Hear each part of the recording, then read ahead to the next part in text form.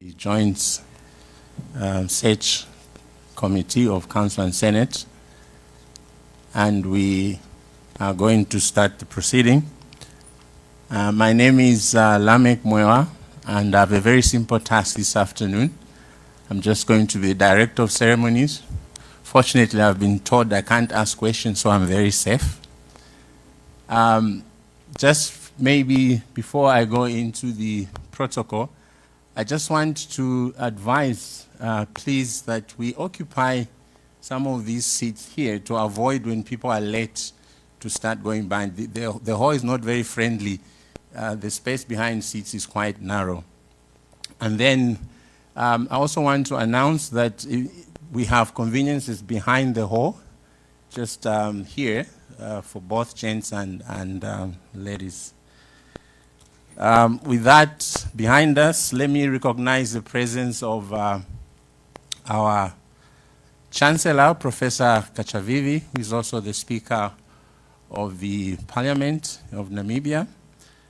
We have we have some cabinet ministers within us. I've seen also representatives from other universities, the Chancellor of IUM and the representative from UNAM, the chairperson of council and the council members present, the various dignitaries from our agencies in higher education. I've seen several of them represented. NCHE is here. I didn't see NQA somewhere.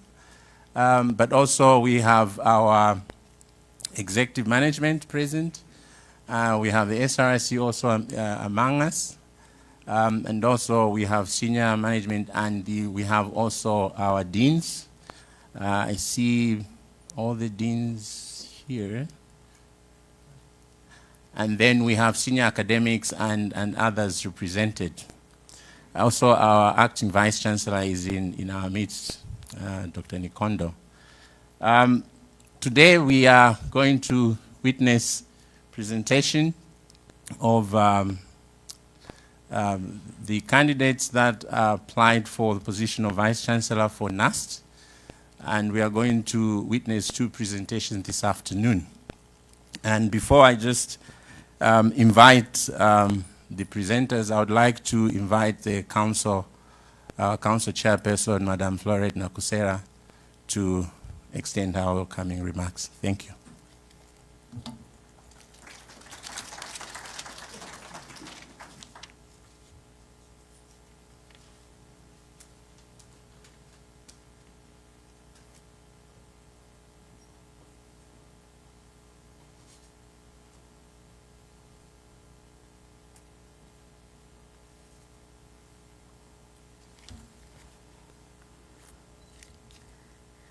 Good afternoon to everyone.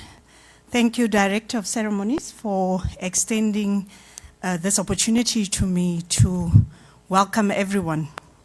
Ideally, first welcome should have been done by the current owner and the current acting Vice-Chancellor, Dr. Nikondo. Now he has passed the baton to me in saying that, Chairperson, it's your process. Kindly welcome everyone there. So I will be very brief. Firstly, the protocol has been extended and already been observed by the Director of Ceremonies. And we are actually privileged to have our Chancellor here, and as well as the members of Parliament and Cabinet Ministers and Deputy Ministers that are present here, as well as our important stakeholders, both from staff as well as from the student community. This is a day that we have been looking forward to for quite a while, and we are very happy that this day has come. Those of you who might have watched Good Morning Namibia today, the excitement was rife as we are moving towards closing this process of searching for a Vice-Chancellor. And this morning we started, as we are coming in now, we are coming from the oral interviews that was behind closed doors with the members of the interview panel, which I'm going to just introduce to you shortly. But what we are looking forward to is that this is the first time in the history of NUST that we are actually going to have public interviews that will also be visible to everyone out there in Namibia and even those that are outside of the country that will be able to watch this through live streaming through the NUST website, Facebook page, and then also through the other media Facebook pages. Now, what we are looking for today is a demonstration of the right aptitude and qualities to meet the institutional needs of NUST and a clear vision to position NUST as a credible university with global standing. So in doing this, we want the public then also to see the quality of the candidates that we are going to interview, as this is also going to count towards the total scoring that we will add up at the end of the day. And we are looking forward to robust questions and discussions that would emanate from the audience, and I think the Director of Ceremonies is going to explain the process, how it's going to go. Both of these candidates have met the requirements Council was looking forward to have in the candidate. So with that, I just want to say a warm welcome, and we are now going to start officially this public presentations. Before I step off, I just want to briefly introduce us. As I'm standing here, I'm Florette Nakusera, the chairperson of Council, but also the chairperson of the Joint Search Committee of Council and Senate, who is mainly responsible for the executive recruitment processes and who has been spearheading this process. Then we have Mr. Thomas Inji, who is also a member of the Joint Search Committee and also a member of the interview panel today. I would want him to please maybe just wave so that people in the audience can see you. And then we have got Dr. Erling Kavita. He is also a member of Council as well as a member of the Joint Search Committee. He is the Senate representative.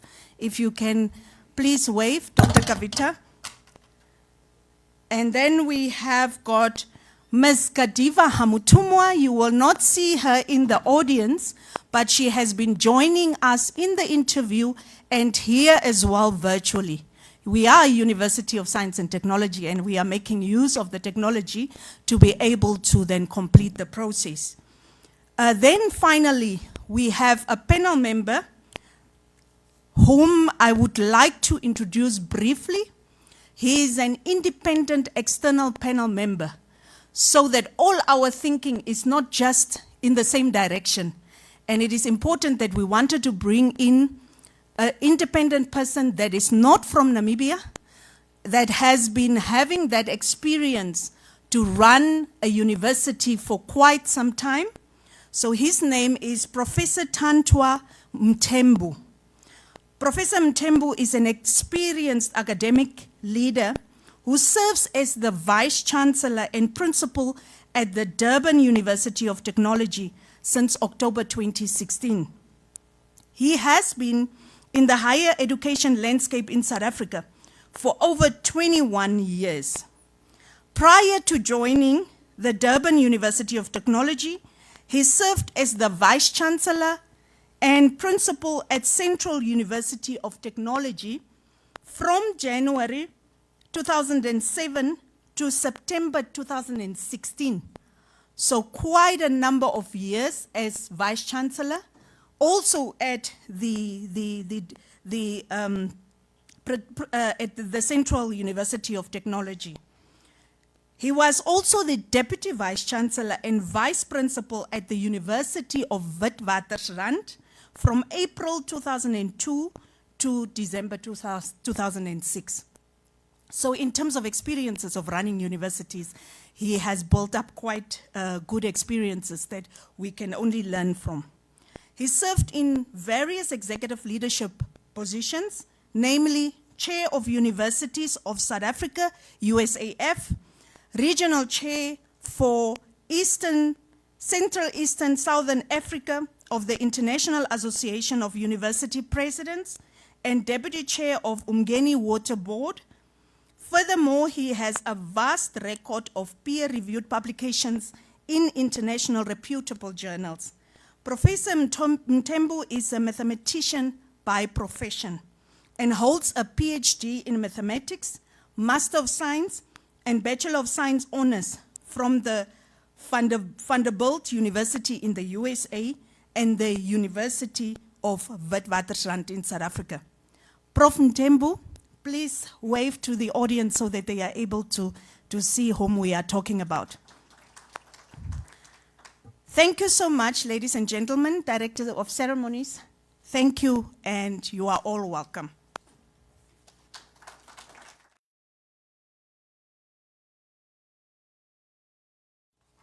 Thank you, Madam Chairperson. I'd like to ask my colleagues to invite the first candidate to come in.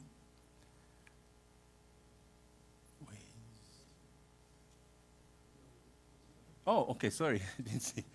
Okay, before I do that, I just want to introduce our first candidate and also just some procedures that will be observed. Each candidate will be given 30 minutes to present, and then after that, there's 20 minutes for questioning. And please, I would really plead with you to make your questions brief. So you ask a question, but not explaining the question, because otherwise we'll run out of time. And what will happen is we'll collect the first 5 sets of questions from the audience, and then we'll ask the candidate to respond to those questions. Sorry.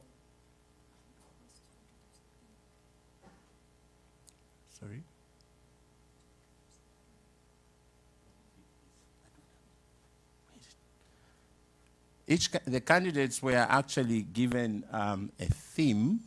I think they know. I don't know. It's not on the program, and so they will make presentation according to that specific theme.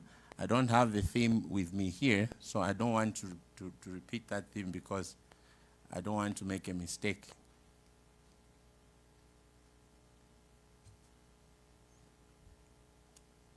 Thank you. Just for those that are also following by social media, it's important that they also understand the theme. And the theme that was given is a long-term strategy aimed at ensuring sustainable development and competitive advantage for NUST during the 4th Industrial Revolution, global and domestic economic downturn, and COVID-19 and beyond. So that was the theme that was given to our candidates. The first candidate who I'm going to introduce, maybe you can stand up, maybe with me here, so that I can introduce you. It's Dr. Erod Naumab. And Dr. Erod Naumab holds a PhD from Nottingham University, UK, and a Master's of Research focusing on strategic resource management from Nottingham Trent, and then an MSc from UNAM and a BSc from UNAM. He's got several awards in higher, and the notable one is Higher Education Leadership by the Association of Commonwealth Universities. He is an Assistant Pro Vice-Chancellor at UNAM, the Southern Campus in Caitmans. He was also the founder and coordinating director of the same campus. He's been an head of department, and also he's a seasoned academic at the University of Namibia. This is the candidate that I present to you, audience, and those that are following through social media. Welcome to the presentation. I will signal when it's 5 minutes before time, so I'll sit over here. And this is the pointer, and all the best.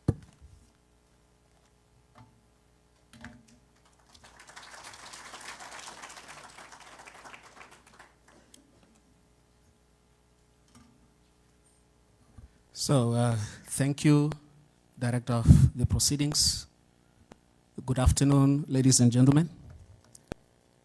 May I take this moment to observe the protocol that was already established, and I can then immediately proceed to my presentation. It's not legible from here.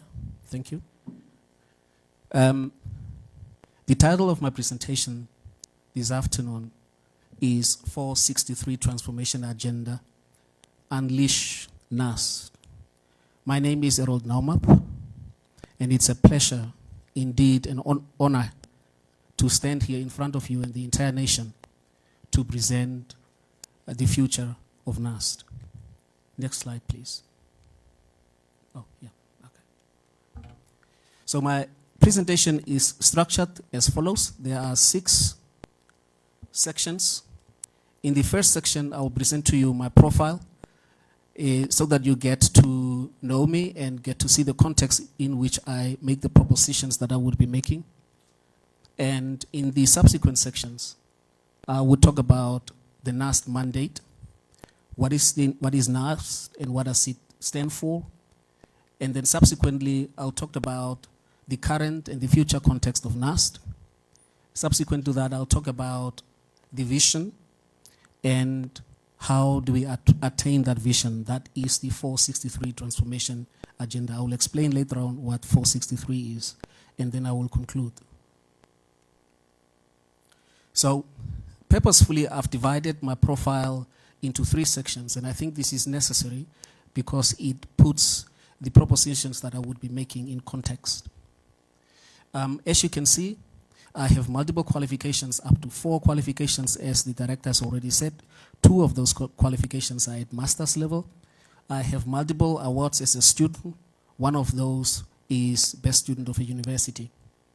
You would also see that I have a specialized training in strategic execution, strategic setting, and strategic execution that was offered by Palladium in association with the Harvard University Press. And that gives me scorecard certification and performance management. If you look at the next section, I have purposefully divided this section into 2 sections. It talks about professional awards and recognitions.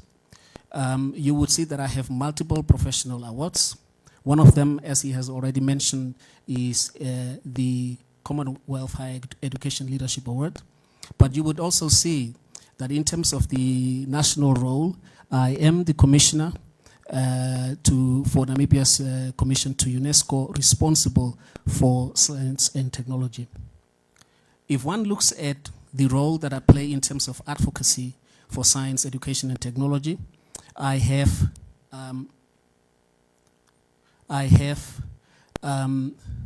provided advice to African heads of states in terms of education, science, and technology. I've provided advice to global ministers, to global industries on the matters pertaining to science and technology. If one looks at the other components of my profile, for example, academic transformation, you would see that I have played multiple roles, different roles at different levels. In fact, I started as a technician, then as a tutor, and then I have progressed through as an HOD, and then an assistant pro Vice-Chancellor. As has already been mentioned, I am founder of the Southern Campus. In the last 5 or 6 years, I founded at least 5 new departments, 1 new school, and also oversee $10 million scholarship from De Beers. But in the course of this year, during the pandemic, just recently, we've established the Deb Marine COVID-19 testing lab and also a brand new GIZ materials testing development lab at the Southern Campus. In terms of research and innovation impact, I have over 30 research projects, combined value of over $50 million in grant funding. This year alone, since the beginning of this year, I've raised grant funding to a total of $10 million. If I add up all the projects, I have about 50 projects with an estimated value from at least 2013 to now, including the Southern Campus and all the establishments in the Southern Campus, to about $500 million. I just wanted to say that Southern Campus, when we started it, it was merely a concept with a budget of about 500 dollars, and that's the value that it represents. So we are here to talk about NUST. And I thought that it is imperative to understand what is NUST. What is NUST? NUST gets its mandate from the NUST Act number 17, 2015, and it provides NUST with its prominence, its features, and its identity. There is two things that I believe are critical about the mandate of NUST. One, it provides NUST with the national stewardship over education, science, and technology. Secondly, it provides for one of those most important distinctive features of a higher education institution, which is of self-regulation, self-reliance, autonomy, and academic freedom. Now, if we understand NUST in principle, the question that we are asking today is, how has NUST done in relation to its mandate, and what's the prospects for the going forward? In order to understand that, I've divided the current situation into the external environment that has impact on NUST and the internal environment that also has an impact on NUST. If one looks at the external environment, one of the questions that keeps coming up in the conversations about NUST is, what has NUST done and will NUST do in relation to the disruptive nature of COVID-19, and why is it that NUST is slow in responding to some of the national imperatives? I'm setting the situational analysis. One of the other questions, maybe as an example, that relates to impact is, or relates to relevance, is what has NUST done and will NUST do to support our farmers who needs science, technology, and engineering solutions to deal with the perennial issue of floods and drought? That's some of the conversations. The other conversation that you would pick up is, what has NUST done and will NUST do to set up the tech industry in Namibia to help our institutions so that we can propel our institutions into the fourth industrial revolution? The other question, and one that is particularly important to me, is what has NUST done and will NUST do to harness our youth demographic dividend when students, youth between the ages, especially between the ages of 18 and 25, are mostly unable to access higher education and are looking for mechanisms to gain skills complement? Is it really difficult for NUST to team up with the TVET sector and create programs that will help to complement our youth with skills? The other question that you would find comes up very often in the industry sector itself is, what has NUST done and will NUST do to ensure that there is intrinsic and purposeful collaboration between NUST and the other institutions, the government, the civil society, the private sector, our global partners, to ensure that we respond to the national imperatives? If you take all of this into context, ladies and gentlemen, if you take all of this into context, the answer to some of these questions is simple. Indeed, NUST has the intrinsic capability to respond to these challenges. But we need to look at how do we enable NUST? What do we need to do so that NUST is in a more prominent position to respond to the challenges? One of the things that we must do as NUST is that we have to improve on our academic core functions. That is teaching, learning, research, innovation, and development. We have to look at the issue of sustainability from a financial perspective. All the major incomes of the institution is down as a consequence of COVID-19. We need to look at how we harness the ICT capability, the ICT infrastructure to set up the workforce for the future. We need to deal with the aspect of the ideology of NUST. That means we need to ask profound questions about the signature of NUST. What type of an institution are we? Are we an elite institution? Are we a mass-based institution? Are we a universal access institution? Are we a combination of these? What are we? These are foundational questions that helps us to shape who NUST is and to set NUST on the proper direction of travel. What we need to do also that normally aligns to students is service. We need to move from just offering services to offering professional services that are accredited. If you take the situational issues into context, I'm proposing the following vision. Namibia University of Science and Technology, a globally competitive, sustainable, innovative, and enterprising technological university serving Namibia with impact in the 21st century. What this vision encapsulates, ladies and gentlemen, is that it puts a demand on us as NUST and as stakeholders that for NUST to become globally recognized, NUST must first and foremost become nationally relevant and responsive. That means local is global and vice versa. It puts demand on NUST to become robust, resilient, and highly prospective. It puts a demand on us as stakeholders for NUST to become an effective business.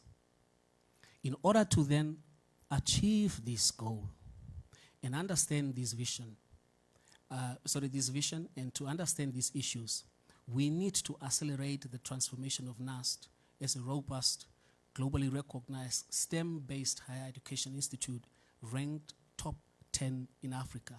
That's the mission for the next 5 years.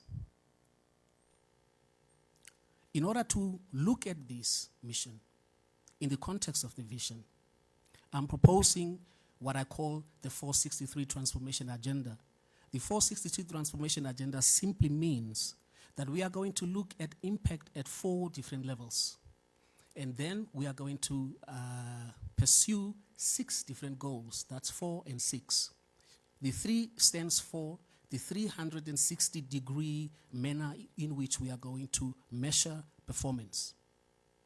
If one looks at the first phase of this transformation, we're talking about first changing our internal systems. We have to change our internal systems, such as governance and leadership. Then secondly, it puts a demand on us to say, if we want to play an important role nationally, we have to change ourselves first. That's the second level. And level 3 talks about once we have changed and attained what we want, we must learn to sustain it. That is level 3. Level 4 is an imperative that says if we do 1 up to 5, we would become highly and sustained manner, we would be able to contribute to the national imperatives. In principle, it means that if we do internal transformation, we would be able to have a proper external impact.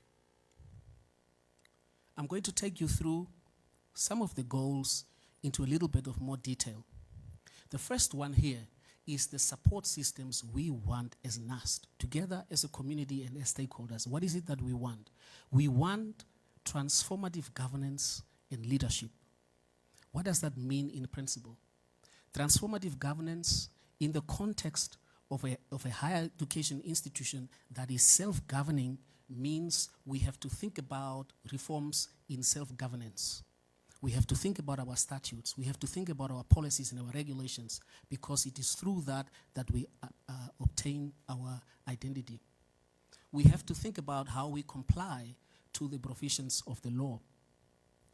And in addition to that, if we think about the systems we want a governance system where leaders are transformative in nature. And we're talking about leaders who can inspire and motivate, who can stimulate innovation and creativity, who are role models and change champions, and who are coaches and mentors. I have vast experience in this, as I have explained to you, through my projects, through my international connections, and through the role that I have played in the national SDI space. I'm going to make a bold statement here, purposefully. If we want to support the systems we want and propel that into the fourth industrial revolution, we should invest substantially into that future. And here I'm proposing $1 billion digital transformation of NUST over the next 5 years. And I'll talk to you about how we are going to, in principle, raise that resource. What would it serve that we're moving towards a digital transformation of NUST? What would it serve? What would be its purpose? It is to enhance the financial prudence and sustainability of NUST, meaning predicated on science and technology. We would be able to understand our cost factors better. We will be able to do predictive modeling of our programs to see which programs are relevant, which programs are underperforming in real time, and therefore we can institute corrective measures earlier on. We'll talk about digital revolution to help us transform our services to professional services, to transform our infrastructure to digital communities. We struggle with space, and we struggle with so many individuals who want to access higher education. If we move from physical communities to both physical and virtual communities, we are opening up pathways for more individuals to access higher education. We must transform our human capital to build the fourth industrial revolution workforce. Now that we have at least looked at two systems that predicts what we want to now look at how do we change ourselves. And I'm proposing here a goal, and one of those things is that we have to enhance our teaching and learning excellence. What does that mean in principle? What is excellence to us? Excellence means to me that when we enroll students, in principle, we make a promise to those students that we are going to offer best return on investment for your enrollment. And in order to undertake that, we have to do the following things.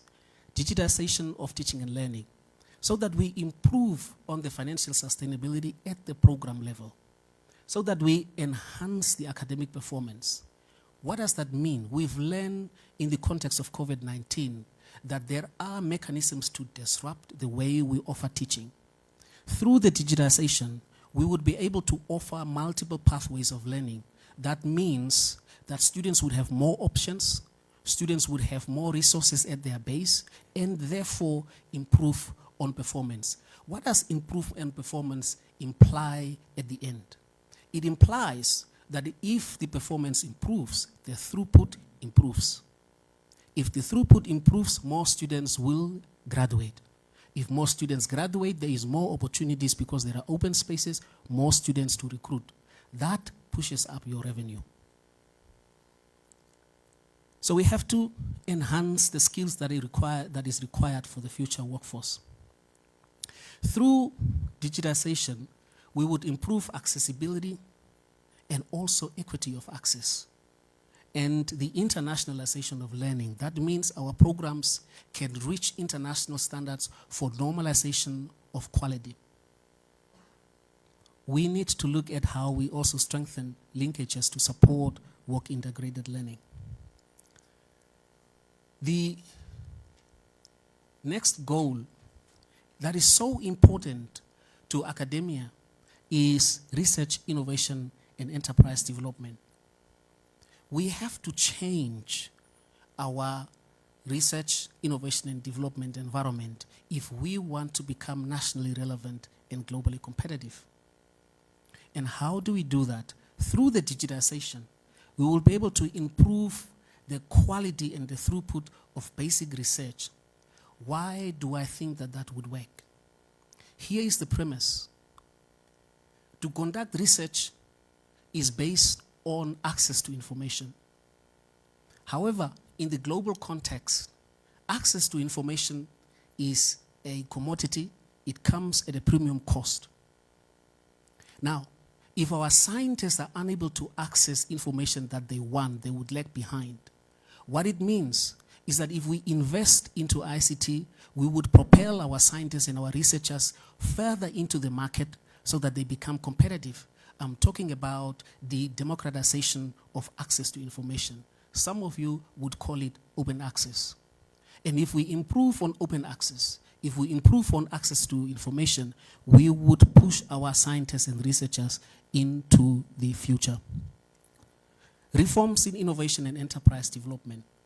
One of the things that we can do is to harness the total capability of NUST, all of its capability, and put that into a business-oriented sense.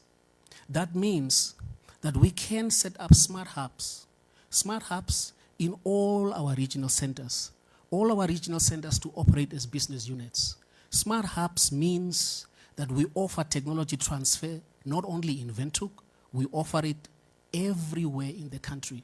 Through smart hubs, we can establish what is called technology stations that infuses indigenous knowledge with ICT, with our internal capability, and through that, we create the intellectual property that we need.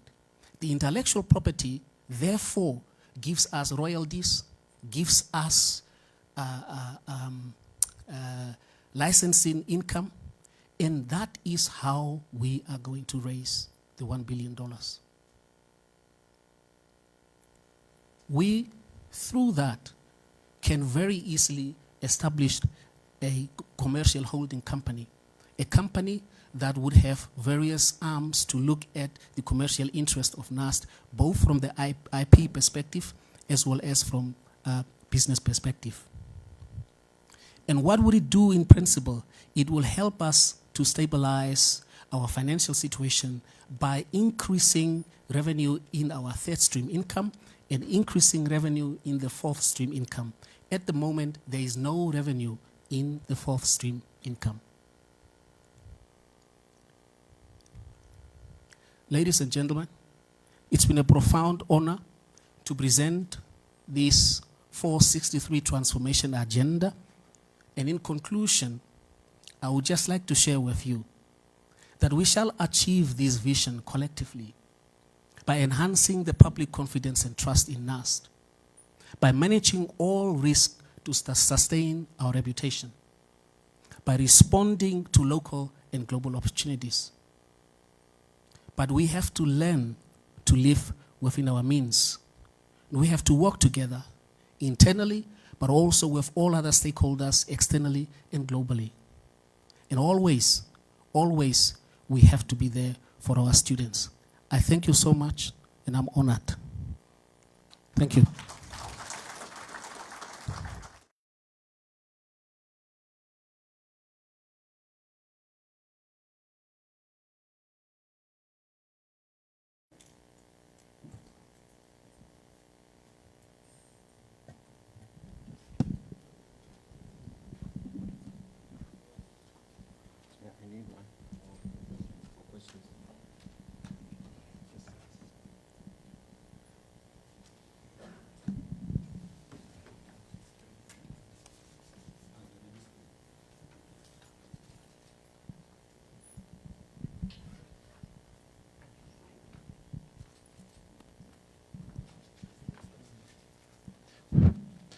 Thank you very much, Dr. Nauma. You spoke in exactly 23.5 minutes, so we have a bit of time left for questions. Colleagues and all the dignitaries present, you have a candidate in front of you. So I'll ask the first round of questions, 5 questions.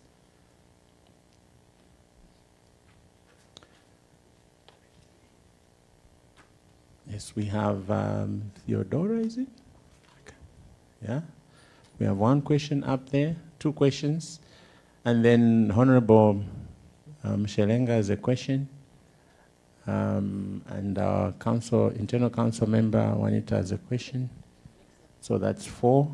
And then, oh yeah, and another. We have 2 questions here. Okay, I'll give a chance to the external members to ask questions before I go to our internal members. So, so there at the back, and then Dr. Payam Shelenga, and then I had a hand here, Juanita, from a council member, and then, yes. So those 5 can ask questions now. Please, when you ask questions, just say your name and which, either it's a faculty or it's a department or organization that you are representing, so that we can just know where the questions are coming from. Thank you.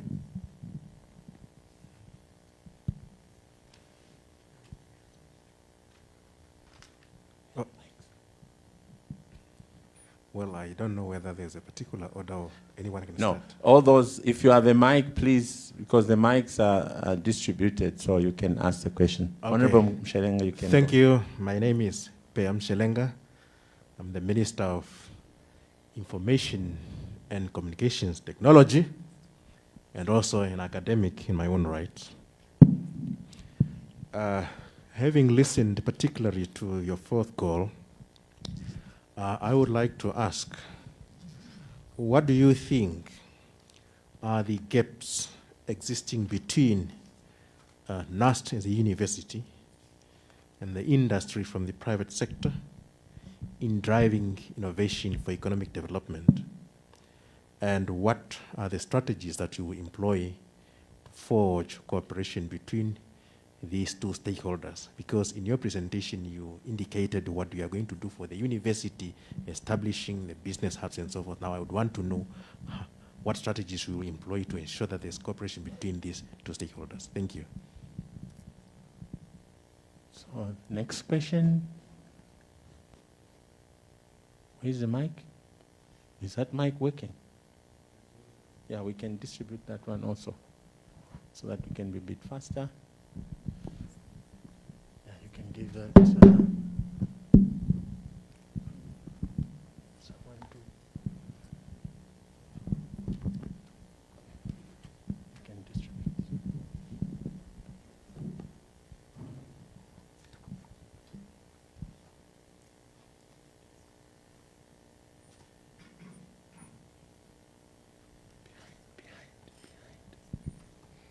Yes.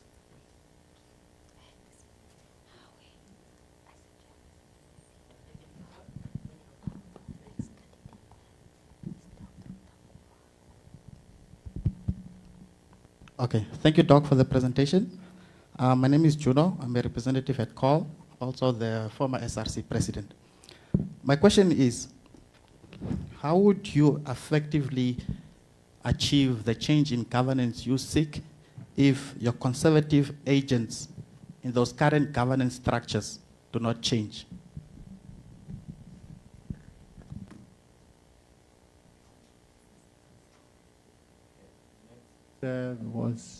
Jerry, and then you can give Mike there. Thank you, Dr. Nama. Jerry Bekers, representing GIZ Namibia today, wearing a new cap or hat. Thank you for sharing your vision with us, the 463 transformation agenda. I want to zoom in a bit on the question of sustainability in the medium to long term. Linking that to goal 2, which is about the digital revolution in response to the 4th industrial revolution as well. Now, I heard you saying that the idea would be to revolutionize NUST in terms of the digital transformation as well. But there's a bit of a disconnect for me towards the end when you presented your propositions in terms of 3rd, 4th stream income. There was mentioning of the continuing existence or continued existence of the NUST footprint countrywide. And that's the disconnect that I want you to address. When you revolutionize in terms of digital transformation, would it still make sense to have that footprint countrywide, even speaking to equitable access for the youth countrywide? Or will the benefits, at the end of the day, in your assessment, outweigh the costs of having that footprint, yet digitizing at the same time? I would really like to have your take on that from a sustainability perspective. Thank you. Yes, one more question there. Thank you. My name is Olu, is spelled O-L-U. And my question is, I want you to take yourself out of NUST and, you know, just give me a very brief idea of what are the critical success factors for a very well-run science and technology tertiary institution. I want to know, from your point of view, what constitutes a very well-run science and technology tertiary institution. Thank you. I'll give just 2 more questions and then we close this round of questions.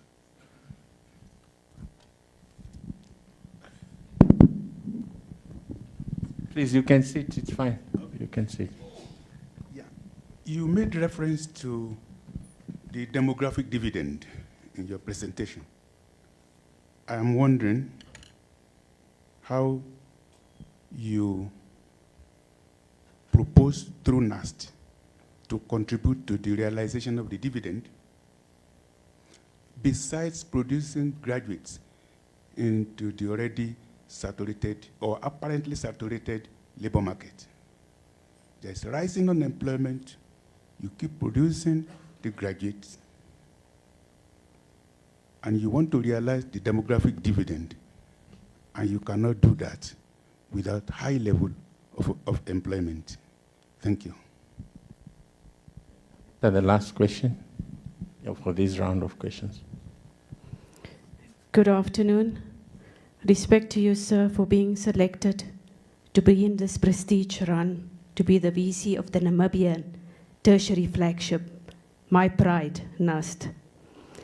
Juanita Franz, being the manager of business systems and processes. In my view, beyond human capital, systems and processes driven by creativity and innovation are the heartbeat of every institution, aimed at safeguarding and achieve its strategic objective in reaching its strategic target. What's your view on my statement? Thank you.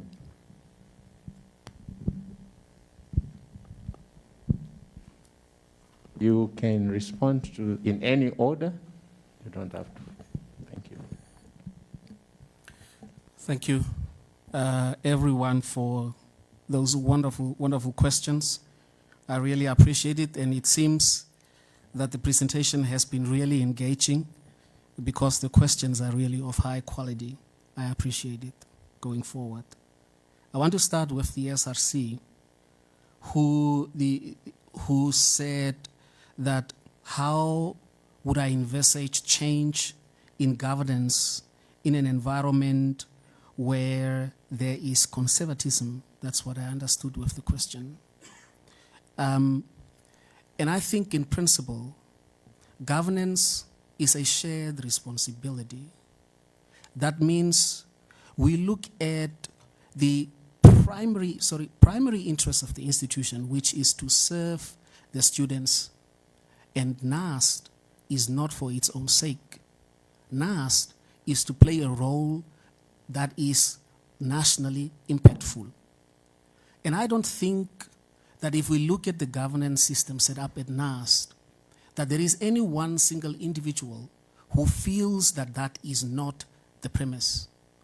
And therefore, it makes sense that the only thing that one would do is to increase the harmonization and the mechanisms that we use for us to work together towards that premise. And I think it can be done. It's my experience seeing this unfold at other universities. For example, I attended the Cardiff University governance meetings, and I have seen how harmony and people sitting together around the table for common purpose will help us to achieve that premise. I want to come to Jerry, who had a question on the sustainability of the proposition in relation to the digitization approach and how or whether or not it would increase cost because we have already physical regional centers and we are transforming them into digital spaces. I hope I've captured that correctly. The issue here is on the basis of, and there might be need to do a proper analysis on this, but it's on the premise of the following. The regional centers operate merely as centers that moves information from the regional side to the main campus. They don't operate as a business units. And the proposition here is, because they are physical structures, within those physical structures that already exist, we infuse virtual communities. That means that our students who are in the regions would be able to walk into a regional center, which is now a business unit, and no longer just receive application forms and processing of application forms, but they can participate on the virtual environment. And that is how you increase your return on that particular business unit. I hope I have answered that question appropriately. Then there was a question on the demographic dividend and how we would look at the labor market vis-a-vis the graduate throughput. What I'm proposing in relation to harnessing the demographic dividend is to say that it is everyone's business. It cannot be just for one institution. It cannot be just for NUST. And therefore, it puts an onus on us as collective as we are, NSFAF, National Council on Higher Education, UNAM, every major role player within the higher education landscape, that we come together and determine what is appropriate for us as a nation and therefore invest in that. We must create industrialization. No one can create it for us, but it means that for us to create industrialization, we have to create the skills complement. That's called the absorptive capacity. If we create the absorptive capacity, we will propel ourselves towards industrialization. And that's the promise. One thing is that graduate output necessarily is not only targeted to employment. Graduate employability is a premise that says graduates are in a position to tool themselves when they are out there and create industries themselves. That's graduate employability. So I hope that answers. And also, we don't just train for the current labor market. We train for the future workforce. And that's where, I think it becomes perhaps clearer for you too. There was a question on the human capital, and it was so nicely put. I don't want to rephrase what you have said, but I understand the question from a simple perspective that I agree with you 100% because I think that was the ending of your comment. Do I agree with that sentiment? And the answer is indeed, I agree with that sentiment. Why? Because we are in the business of building human capital resources for the nation. It must start with us building the right human capital resources as an institution. If we do not have the right capital resources, human capital resources as an institution, how else do we build the human resources that the country needs? And therefore, as an institution, we must enhance our institutional development department, principally, to ensure that we do market research that tells us where is the market for the next generation of leaders, how to groom the young scientists, how to mentor the young scientists, how to manage talent. All of these aspects would help us to build the intellectual capital in ICT, because that's what we want to do.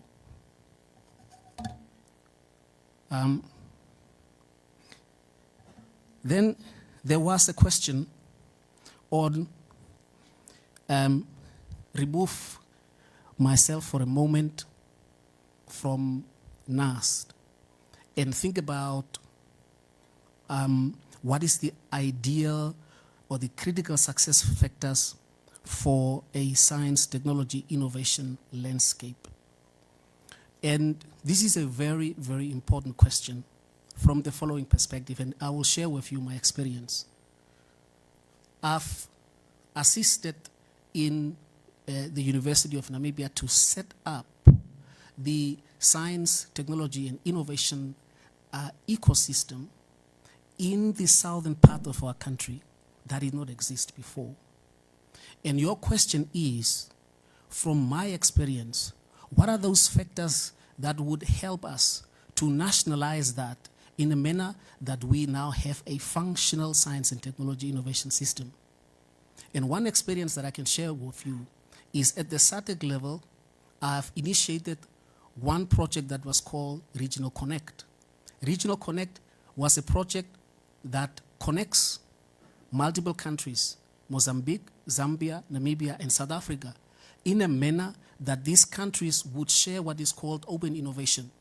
Open innovation means that wherever there is a possibility for entrepreneurship, anyone from Zambia would be able to make a proposition to Namibia, and anyone from Namibia could make a proposition to Zambia and in those countries. So there was, we were trying to build synergy. But this is how you build that ecosystem. First and foremost, you need to understand your internal landscape as a country. What is it that you want to achieve? And we have to focus on the core goals that we want as a nation.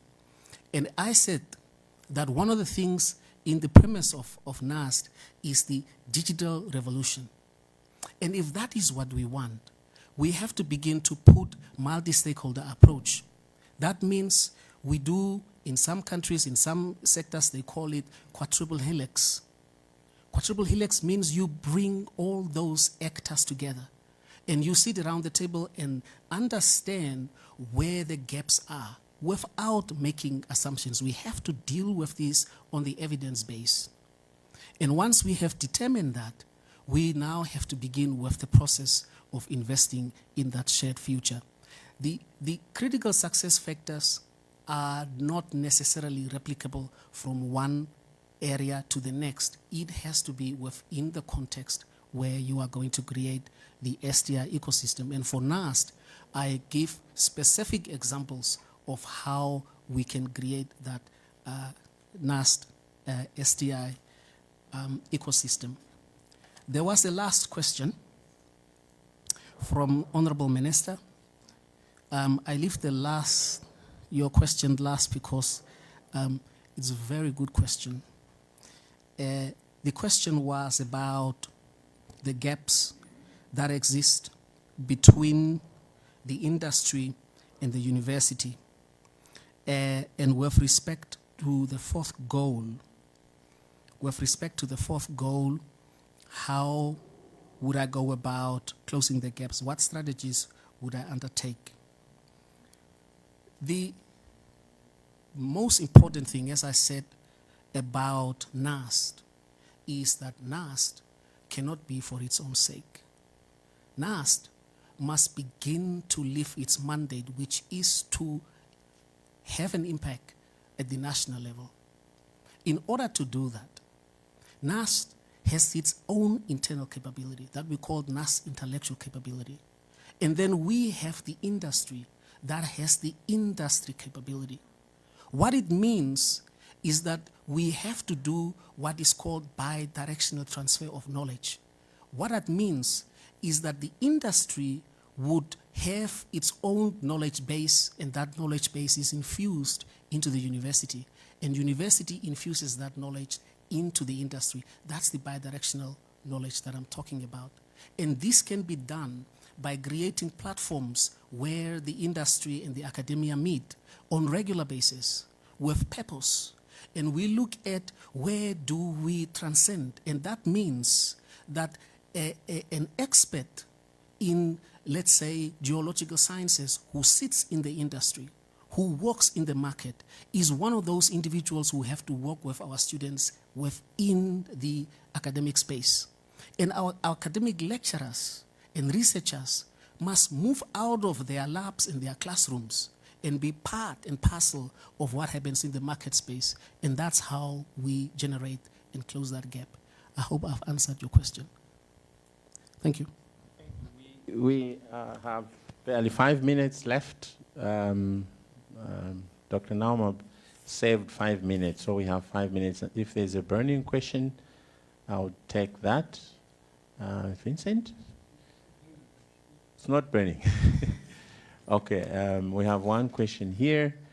I think there's space for 2 more questions. You ask now or forever hold your peace. Or we have a question also here from one of our council members. Thank you. So those 2 questions, then I think we'll be done with your public interview.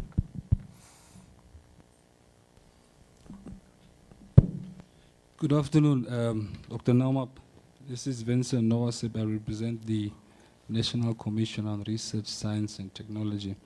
Thank you very much for that presentation.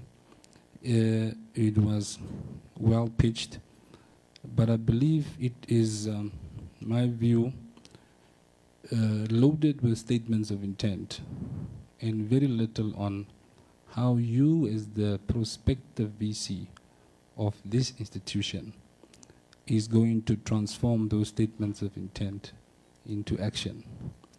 And obviously we won't be able to go into everything, but I would just like you to indicate to me, in terms of goal 3, how would you improve accessibility and internationalization of learning? How you do it differently? Because many of these statements we've seen in various policy documents of this and other institutions.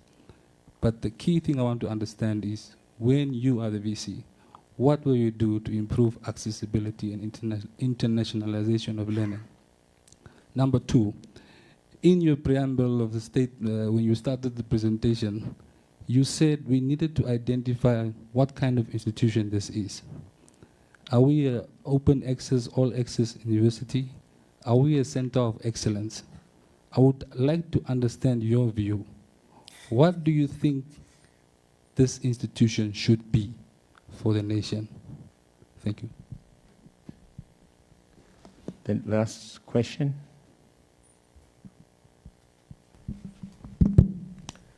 Good afternoon, Dr. Naumab. My name is Penda Shilongo. I'm a council member.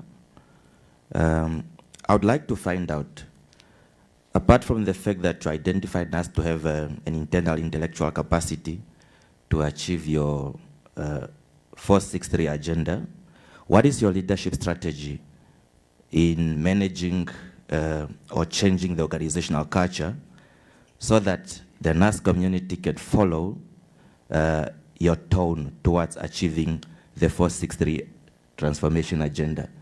Bearing in mind that we came from almost 20 years of the same leadership style. How are we going to achieve that? Thank you, and that's the last question. So, Dr. Naumov.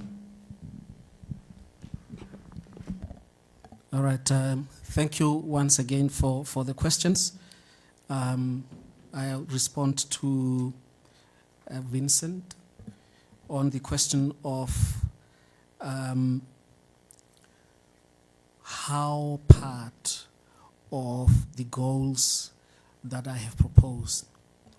Of course, I have not gone into much details about the how, because the goals were set at the higher level, presuming that we need to now go into the institution and understand contextually how that idea can be devolved to the various structures of the university.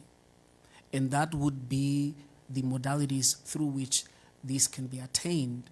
The idea is that once you have set the goal, and as a leader, you would have to infuse that mindset and that direction of thinking together with the colleagues and determine its merits and demerits and change if it needs to be changed. But in principle, if we assume that it is relevant and contextual to NUST, then the way in which we are going to implement, particularly the goal that deals with accessibility and internationalization of learning, your question was that. Here is the thing. One of the main reasons why programs do not form internationalization is the harmonization of standards and quality. What you want is programs that are pitched and packed and set at such a high standard globally that it allows the seamless movement of students from one part of the region to the next. That means if we have harmonized it to the standard of the European Universities Association, it means in principle that we would be able to have exchanges between programs and within programs. Within programs is what we call intercalation. Intercalation means that a program that is set in Namibia will have gaps in the offering so that our students at some point can take leave of absence, go to Europe, gain the skills and the knowledge, and as we are talking about global citizens, gain the skills and knowledge in that context and return home without having to lose their position in their program. So there are ways and means to do that, but the bottom line is that we have to look at how we harmonize standards and quality. Second question was about the NUST identity and whether or not I think where it falls in that spectrum of elite, mass, and universal. I don't think of NUST in that context. I'm only thinking of provoking thinking about identity. But NUST identity is very clear. There is no concern about that. Because if you look at the mandate and what it prescribes, the mandate is clear, but I'm only saying it's time that we think about it. It's time that we think, what is it actually meaning to us? And that was the proposition. But the identity of NUST is very, very clear. As I said, it's stewardship in education, science, technology, and innovation. Then the last question was about the organizational culture and what I would do as a leader to instill the necessary organizational culture. Yes, I agree with you. They say that culture would eat strategy for breakfast. And it is important that we have the right mindset and right character if we have to pursue this vision. What I'm saying here is that in our institutional development plans as an organization, and that's why I proposed earlier on that we have to enhance the capability of our institutional development department, because that's where we will begin to talk about all the things that we need to change mindsets. We need to look at our policy environment. We need to look at how we deal with institutional matters of concern. And through that, we build basic values. And one that is fundamentally important to higher education, no one can make mistake about this, is integrity and ethics. We really want to make sure that everyone who works for this institution understands that the foundation of higher education is integrity. You cannot conduct research that is outside the norms of the research community. And those are some of the values that will help us to change the mindset and the culture of the institution. I do thank you for the questions. Thank you. And that comes to the end of the first session. Thank you very much, and wish you a pleasant afternoon. Thank you. Thank you so much. Yes, please.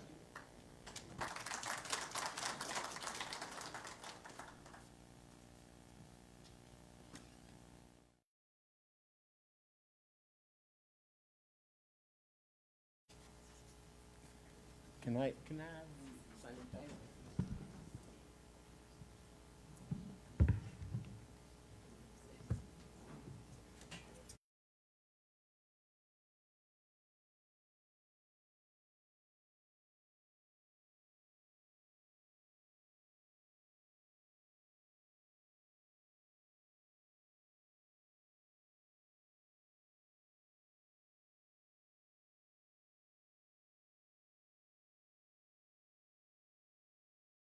Just roughly 5 minutes for people to stretch, and if people want to relieve themselves or something, before the next, I call in the next candidate. Thank you.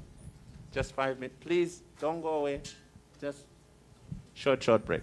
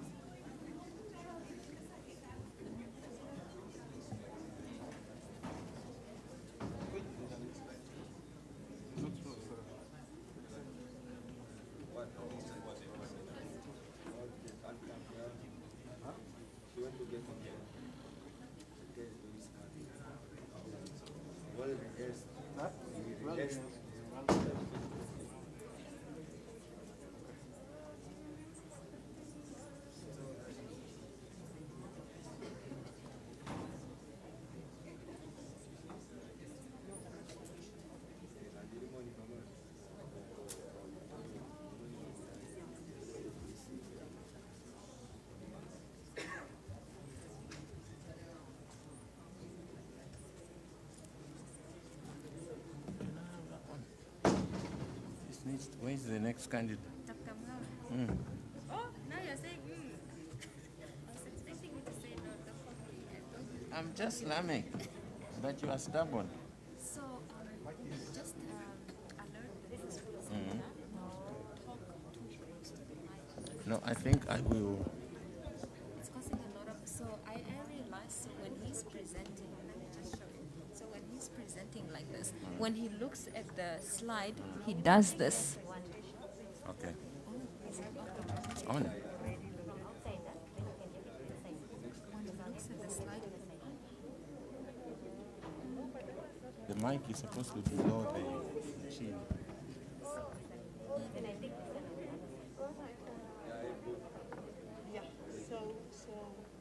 Yeah, there shouldn't be any changes now. It should just be essays. so the speakers, they want to hear themselves. Yeah. But if it's here, it's fine. You see? Yeah, I know. Okay.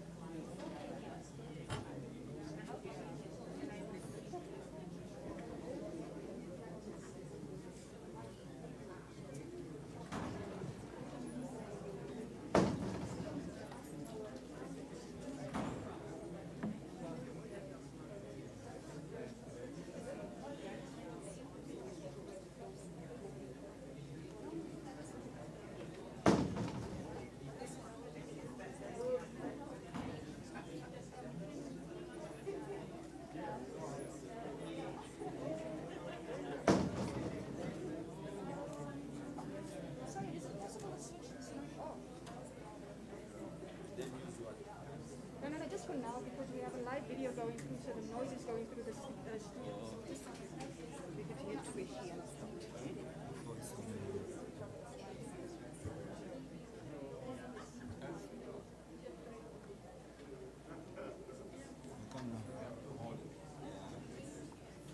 We will keep the volume upstairs. Yeah, feedback. No, feedback. We're playing a video right now that's live streaming. People are saying the volume is too low. They say the volume is very low for the people that are following outside. Yeah.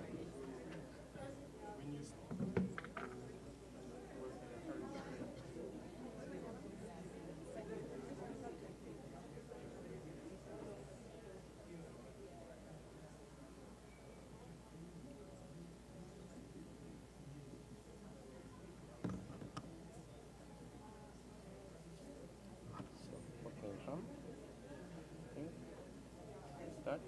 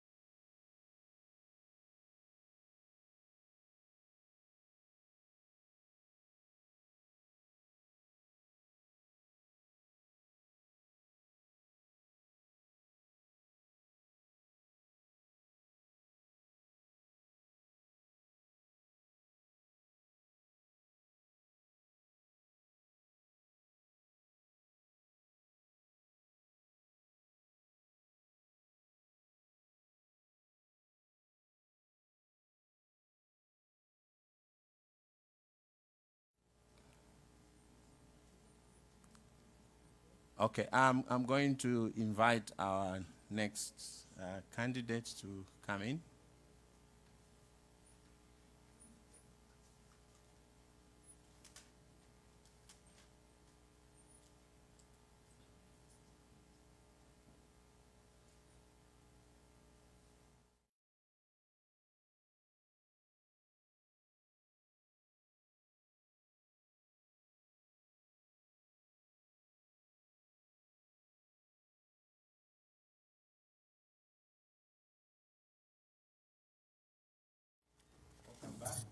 After break, I want to introduce our next candidate. Good afternoon, Professor Gideon.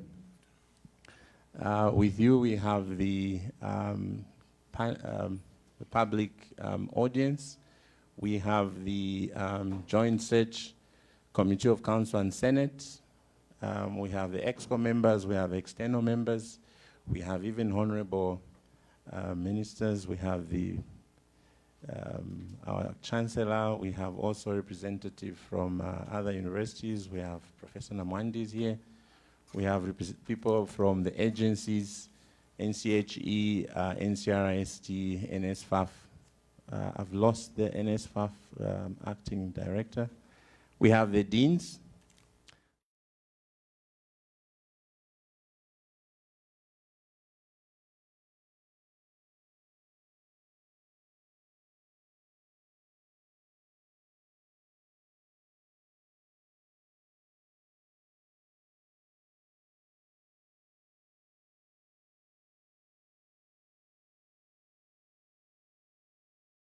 I'm quite strict on the time with that. And then after that, there will be 20 minutes of presentations.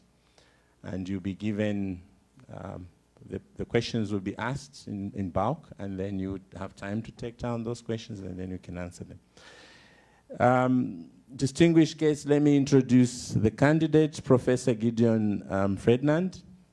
He is currently the Pro-Vice-Chancellor in charge of academic affairs at the University of Namibia, and he has occupied that position since 2017. He's been a Dean of the Faculty of Science before, HOD in mathematics, and is also an associate professor in mathematics. Professor Gideon holds a PhD in applied mathematics, concentrating on banking and finance from the Northwest University in South Africa. He holds a Master of Science in Mathematics from Rhodes University, Bachelor of Science Honors Applied Mathematics from Rhodes.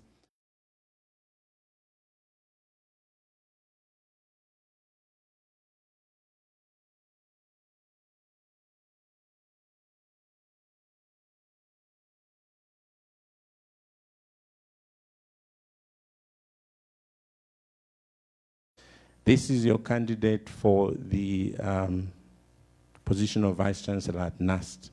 Professor Gideon, it's your floor, and your 30 minutes starts counting from now. How do you operate your machine here?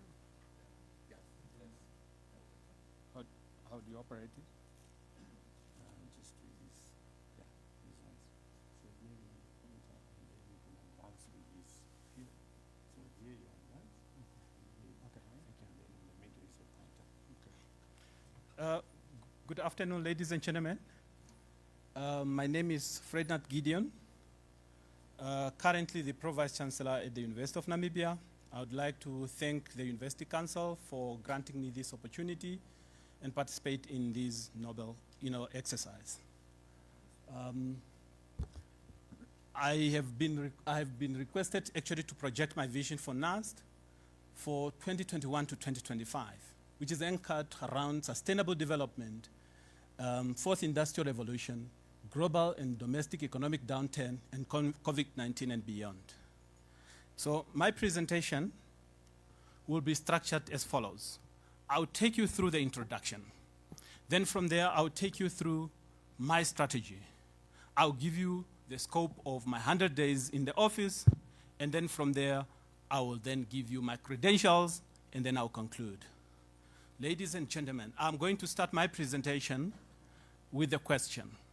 How can we position NUST to address new reality for higher education in changing global context? Only once we respond with a bold and being, a vision of NUST being a world-class sustainable university known for excellence in research, innovation, and entrepreneurship for socio-economic development. This vision is anchored in our motto, globally respected, which means we need actually to benchmark with the best.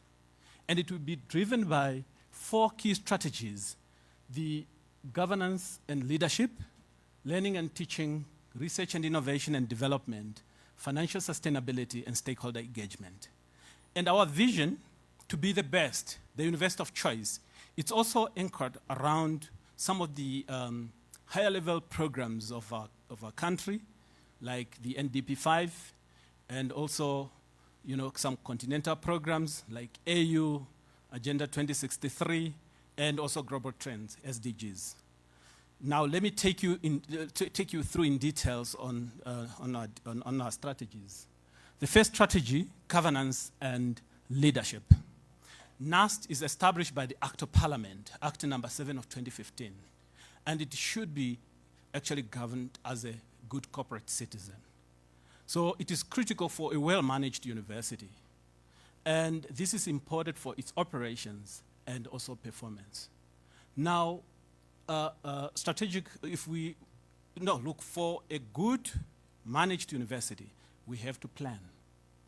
We need to plan for the great challenges of tomorrow. I know NUST has a strategic plan which is in draft. We will try and tweak that strategy to accommodate our new thinking. So basically, our strategic plan will have a strong focus on people. Do we have the right people with right skills? It will also definitely have strategy to address the financial challenges. We will also clearly define our values and the missions to ensure that NUST become a university of choice. Now we need to comply as a university. We need to comply. So we have to comply in material aspects to SOE Act and NAMCOD and ensure agreements, because I think that is one of the topical issues. Performance agreement between the executive and council and the minister are actually completed. These are things that actually hamper the good standing of the institution. We will also enforce academic values, issues of integrity and academic freedom. So these are some of the few things that we'll definitely look into. The only assets any organization have is people.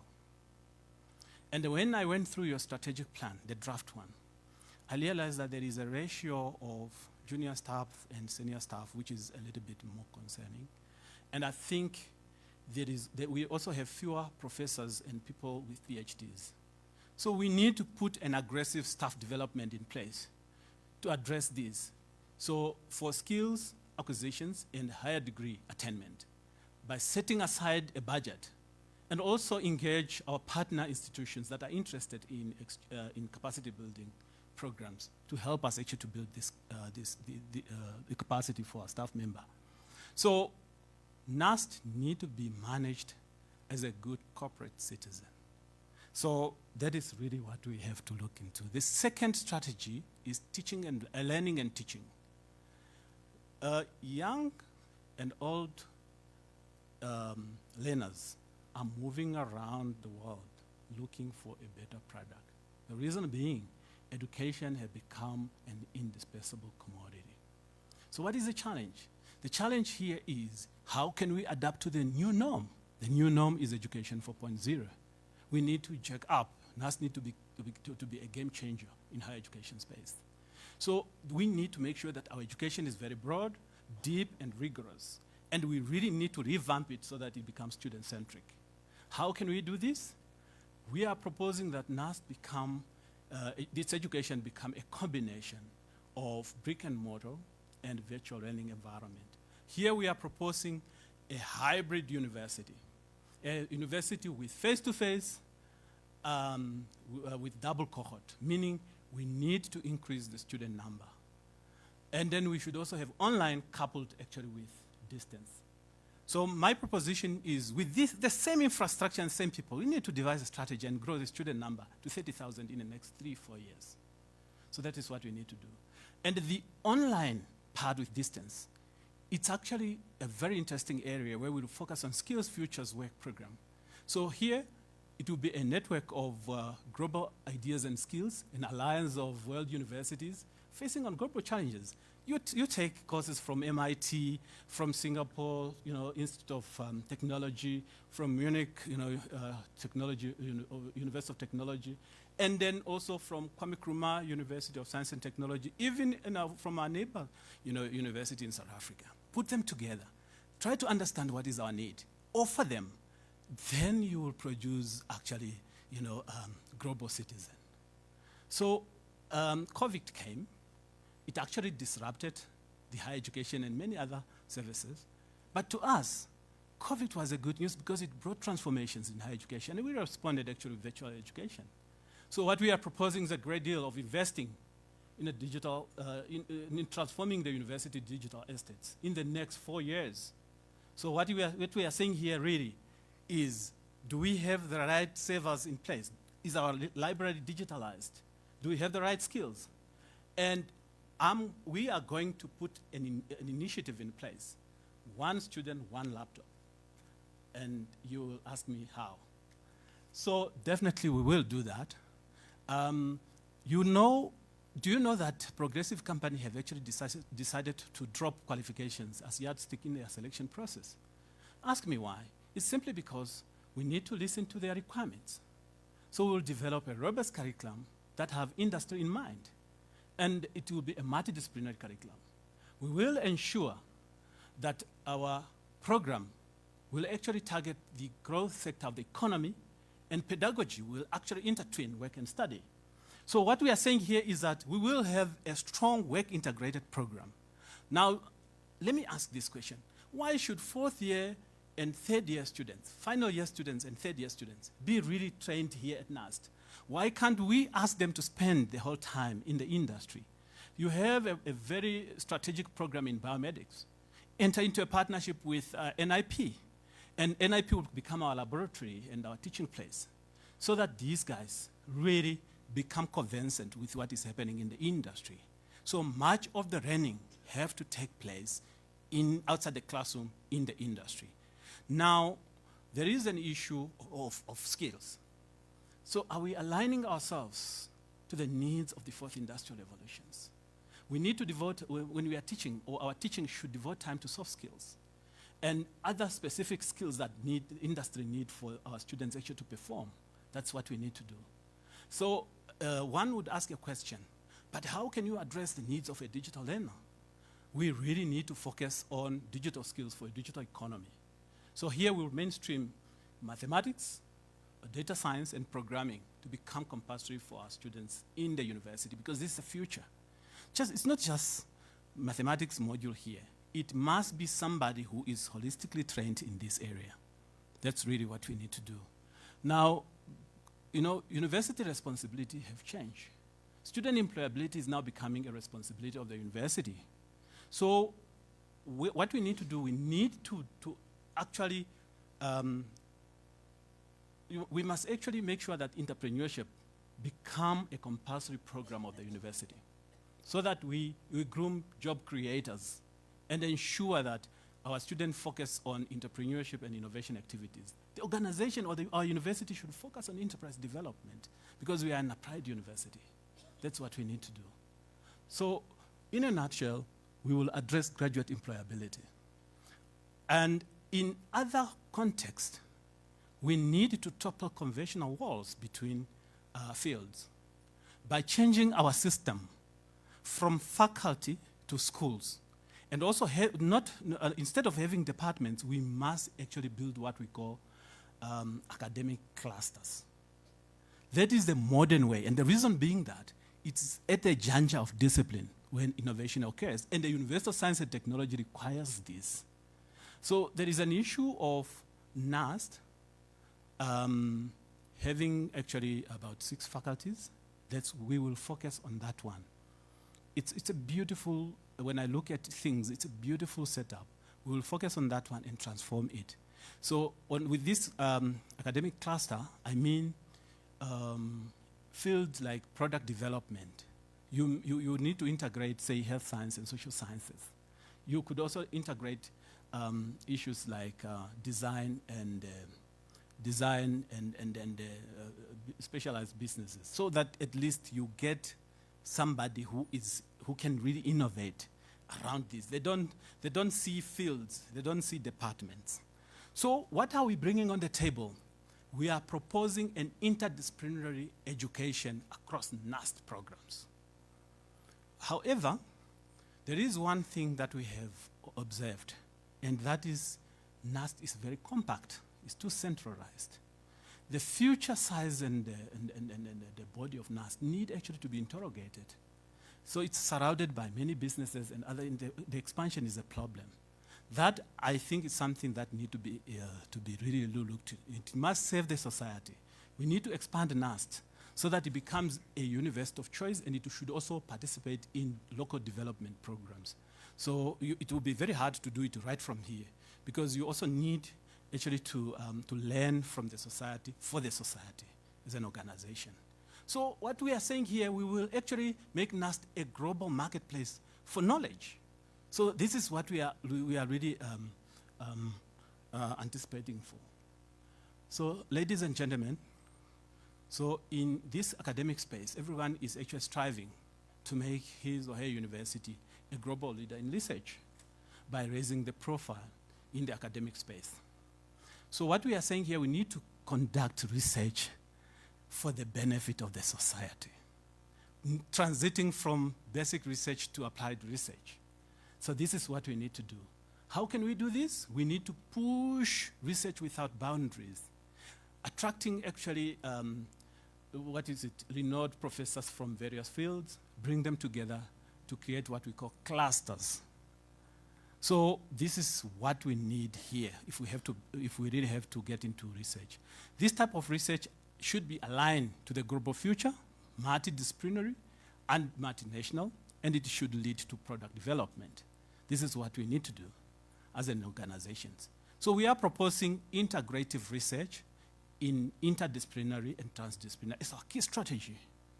But you know, when COVID came, most of these things have to stop. There was no activities in research because libraries were closed and all these type of things. We will harness the transformation, the digital transformation of the university to ensure that the university research data are available to each and every person for us to carry out research anywhere. This is the best way actually to make sure that research are very much increased. So now, if you look at what I have put down there, we have actually designed an ecosystem that with initiative that should drive the research in NUST for our output really to go up and eventually for us to compete. I know NUST has been favorably ranked in African ranking systems. This is a very good thing. But we need to target others like Times Higher Education's and QS World Ranking. Now, the first initiative is research culture and mindset. We need actually to ensure that we have the right policies that are responsive. Naturally, the policy should last for 2 years for research. The other focus should be on the best university structure, research structure. That should really motivate and create awareness. And finally, are we producing the great students? Are we attracting the best postgraduate students? So these are some of the few elements that we need to focus on.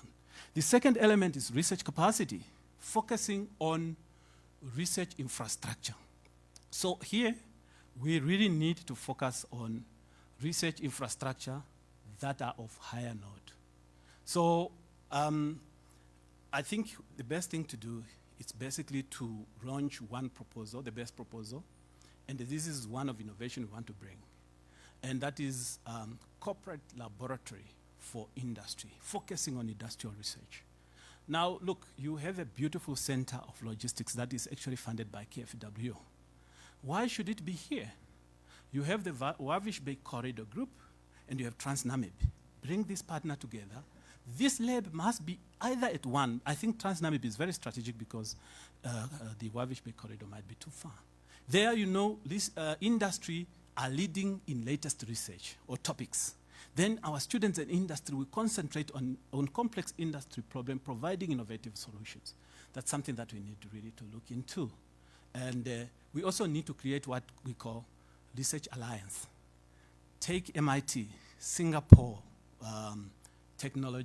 Institute of Technology, Munich University of Technology. Then you can also take Cape Peninsula University of Technology. Bring them together. Somebody will bring infrastructure, the other one will bring funding. We will have some professors. Then we work together on a global problem, on a global challenge. That is not just a local problem with a local solutions. It should be global challenges. So these are some of the few things that we have to do. The third initiative is funding.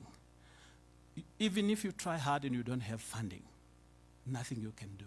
But we have picked up a problem that there is actually low income from external funding.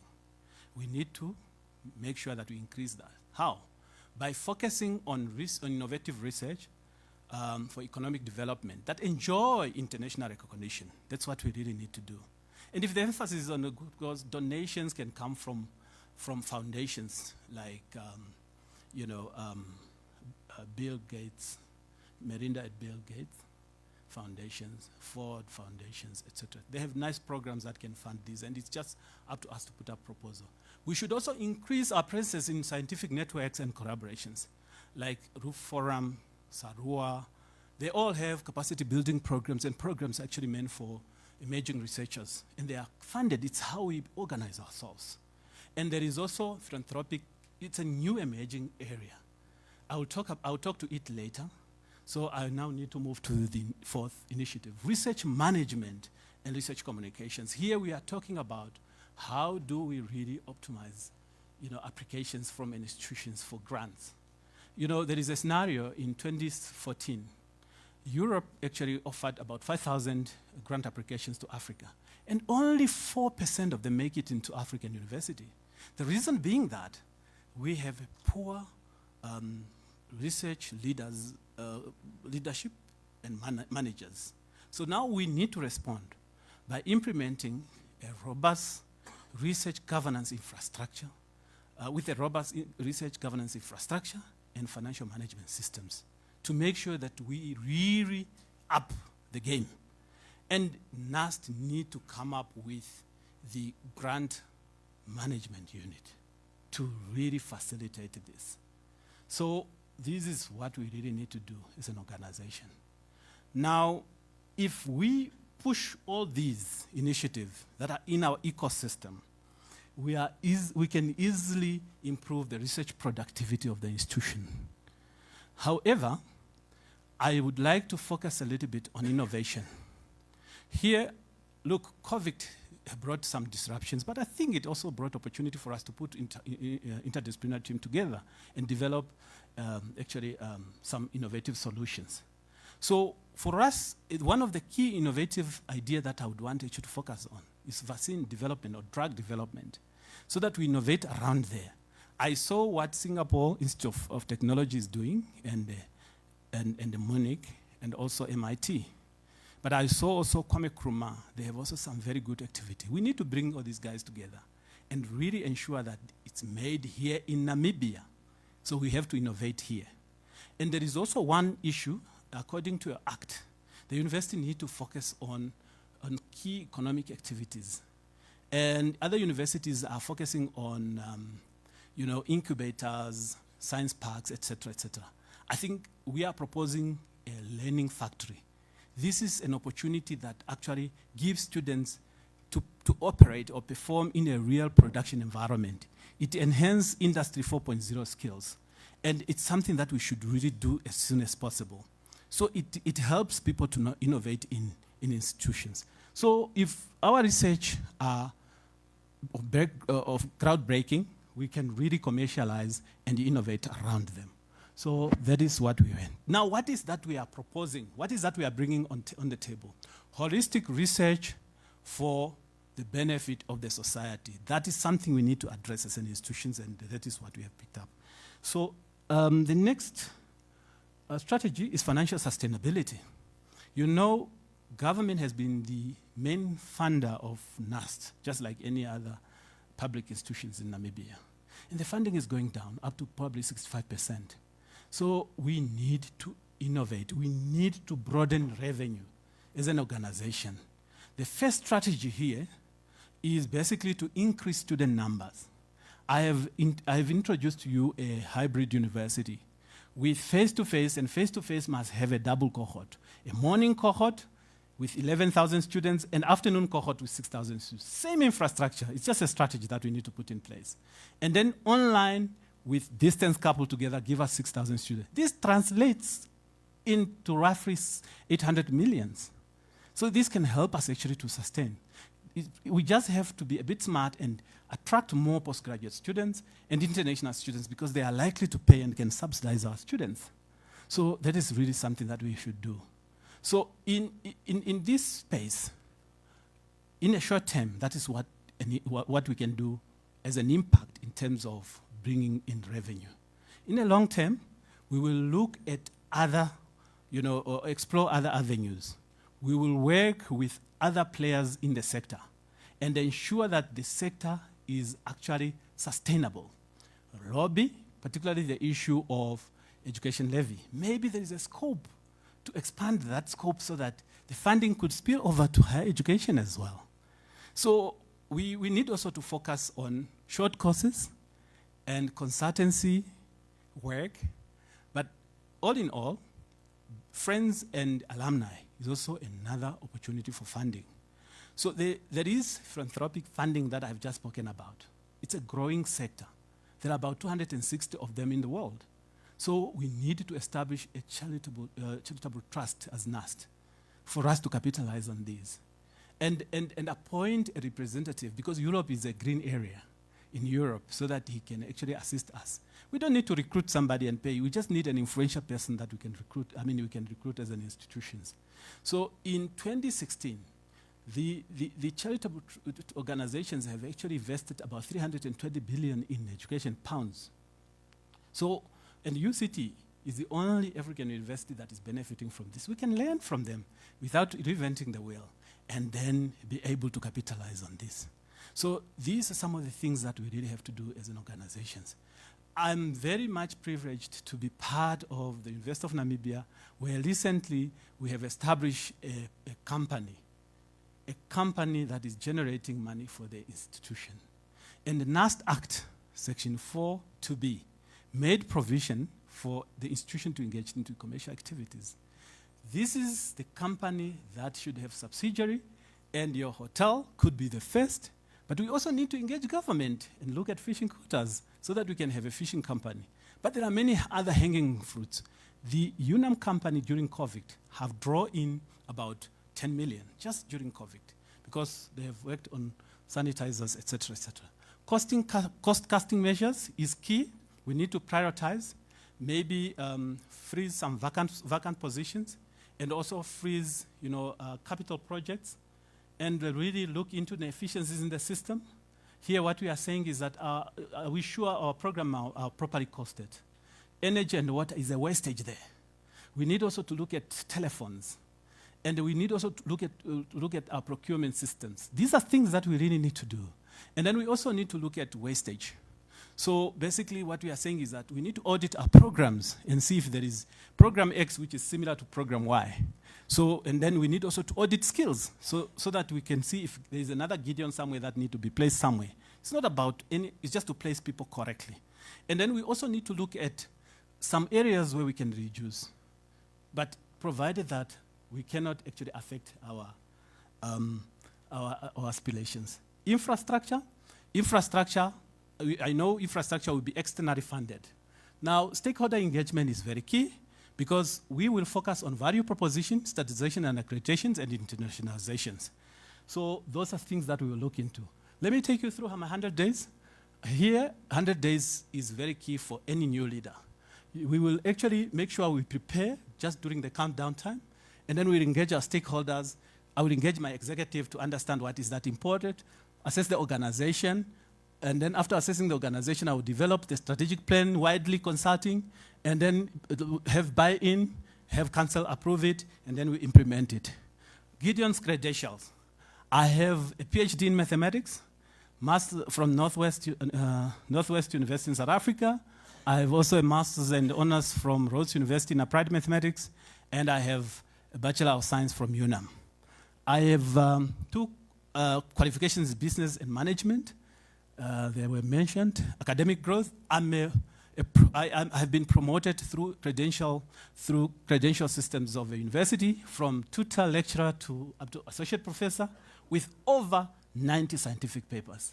I have brought in more research funding, and then I have supervised over 30,000 PhDs and masters, and I've marked over 30,000 PhDs and master's dissertations. I have also presided over a program that have promoted people, and over 300 people at the University of Namibia have been promoted to senior rank, including women. So basically, we have brought in over 500 million for research grants as an institutions. Governance, I'm the advisor to the Vice-Chancellor on Academic Affairs, including council. I have about 11 years of experience in council and 13 years of executive management, and I have served in Senate for 11 years, and I'm serving in 5 boards externally. Leadership, I've transformed the university, academic systems, presiding over 12 campuses, 8 faculties, 8 centers, 8 schools, and presiding over 30,000 students, and 1,000 people are reporting to me. I have actually implemented a successful digital UNAM digital education during COVID. I have acted as a Vice-Chancellor for numerous occasions for 5 years. I'm chairing 6 committees, academic committees of the university. So I have presided over the establishment of about 4 UNAM campuses. Now, let's look at stakeholder engagement. In fact, resource mobilizations, we have raked in about 1.5 billion in infrastructure. towards School of Military Science, towards School of Medicine, towards the animal teaching hospitals, and many others. So stakeholder engagement, we have actually initiated partnership with Impact. Tuku and UNAM on big data and IT solutions through their virtual campus. And I'm the lead person with a consortium called Education Cluster between Southern Africa and the university in Russia. We have also established or initiated a partnership between Indonesia and the University of Gajah Mada and UNAM to establish a center of Africa-Indonesia Center of SDGs. So, ladies and gentlemen, what is that I'm bringing to NUST? International perspective and corporate engagement. So, in conclusion, I will provide leadership, transformational leadership to build capacity, inspire the organization, and re-engineer the new thinking in teaching and research. We will ensure that NUST is actually managed as a business enterprise, and sustainability will be in all decisions and actions that we'll take. With regard to the fourth industrial revolutions, we will actually digitalize NUST education and research and mainstreams, skills needed for the fourth industrial revolution. This will give us impactful research and quality graduates and also innovation for socio-economic development.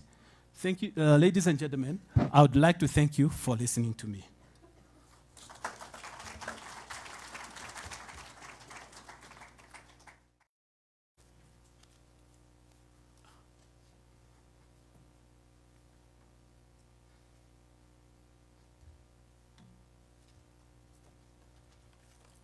Thank you, Professor Gideon. You were right on time, only 16 seconds left. Right on time. I will now invite questions from the audience. Questions from the audience. Oh, I have a lot of questions from SRCs. We have a question here. Yes, and then Honorable Mshelenga. We have a question from Mr. Nkusi. I want to give a question from my bosses, the students. And then a question from the dear lady there. I can't see. My glasses are not strong enough to see faces that far. That's 4 questions, and then 1 question there from Abraham. Thank you. That's the first round of questions. Please make your questions brief and sweet. Don't explain them, just ask. Thank you. Thank you very much. Yeah, my name is Peyam Shelenga, Minister of Information and Communications Technology. My question, looking at your presentation, you set your vision and your mission for the Namibia University of Science and Technology. But my question is, what challenge have you identified regarding the gaps in cooperation between UNAM and NUST that have impacted on innovation and development? And don't tell me there's none, because everyone in this country knows. And how will you go about minimizing these gaps? Just say it again, just for once more. What challenge have you identified regarding the gaps in cooperation between our 2 institutions, UNAM and NUST? And I am saying, and I'm cautioning, do not tell me that there's none in terms of gaps. There are. Everyone sees it in this country. Now, what are these challenges that we have identified that are impacting on innovation and development? And how will you go about minimizing these challenges? Thank you. Thank you very much, Prof. Gideon. My name is Hofni Pinge, Sobopat Youth League Secretary for Education. You talk about Agenda 2063, which is very good that you are also supporting the African initiative that is talking about Africa that we want. So I know we talk of, the world has become a global village now, or like cattle farm. So when we talk of Agenda 2063, Namibia is not exempted at all. It's part of it. You cannot run away from it. So maybe is to explain to us how or what are the importance of Agenda 2063 to Namibia University of Science and Technology as an institution of innovation. Because when you go in the Colindo, most of our young people are complaining that, yes, our elders are planning for what they are not going to be seeing. And I'm happy that you are not planning for now, but you are also planning for future. Thank you very much.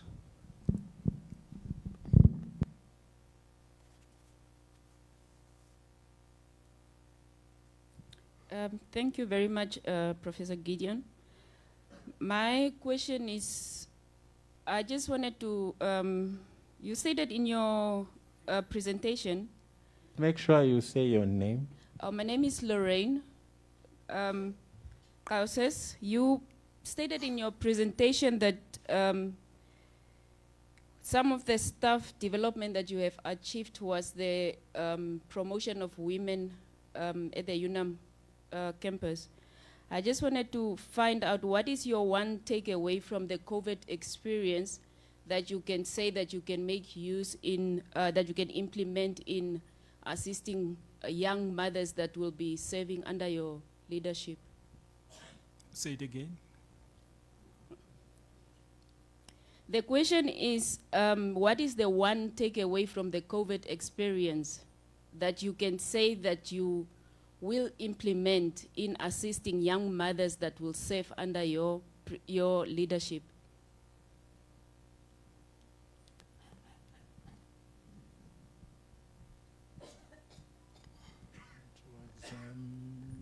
Maurice, I think. Yeah. Thank you, Professor Gideon, for your presentation. My question is related on teaching and learning is one of your strategies, and but it will be linked on governance and a little bit research as well. We know that teaching informs research, research informs teaching, and we know also that with the COVID-19 pandemic, teaching and learning has drastically changed, including the type of skills and the jobs of tomorrow. And we also know that universities are conservative by nature. People are used to the practice, and sometimes changing is not easy because of many years of experience and what we call also academic freedom. Now my question is, how are you going to engage NUST staff to pull or to push in the same direction in order to embrace the changes to effectively address the new challenges caused by the pandemic? So how are you going to engage NUST staff to pull or to push in the same direction to embrace the change, to effectively address the new challenges caused by the pandemic, the COVID-19? Thank you. And last question from my boss, the students. Good afternoon, colleagues. My name is Pamela Gertze, and I'm the current SRC Vice President at the university. Good afternoon to Professor Gideon.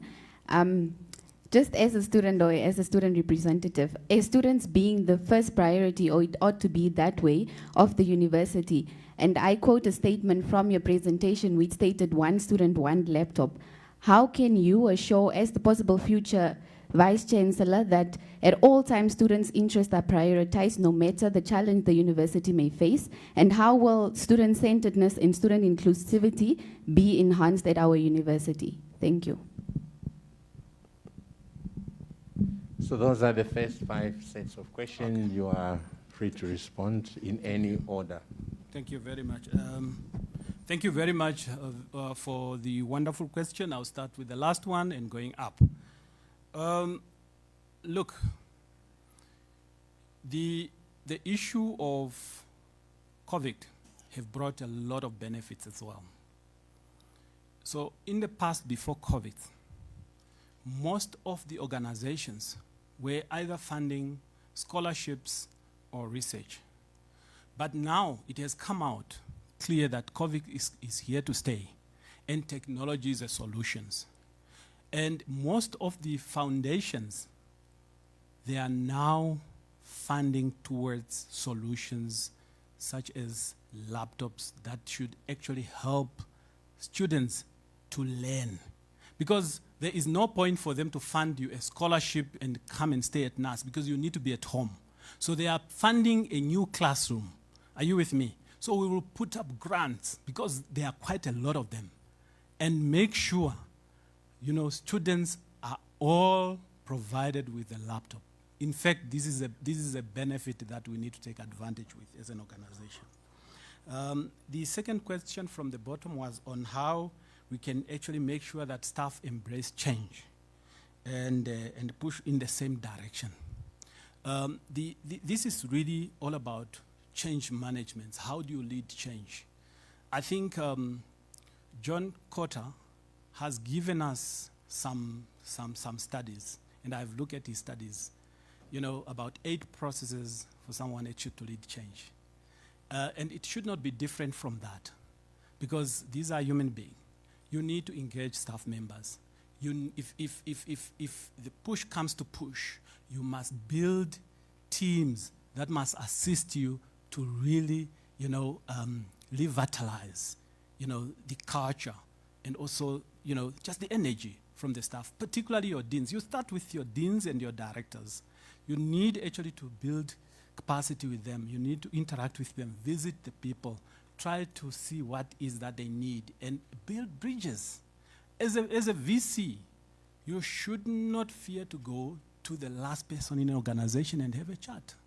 So this is what needs to be done. It's really all about building the best teams that should help, that should be able to help you to bring the change that is needed in an organization.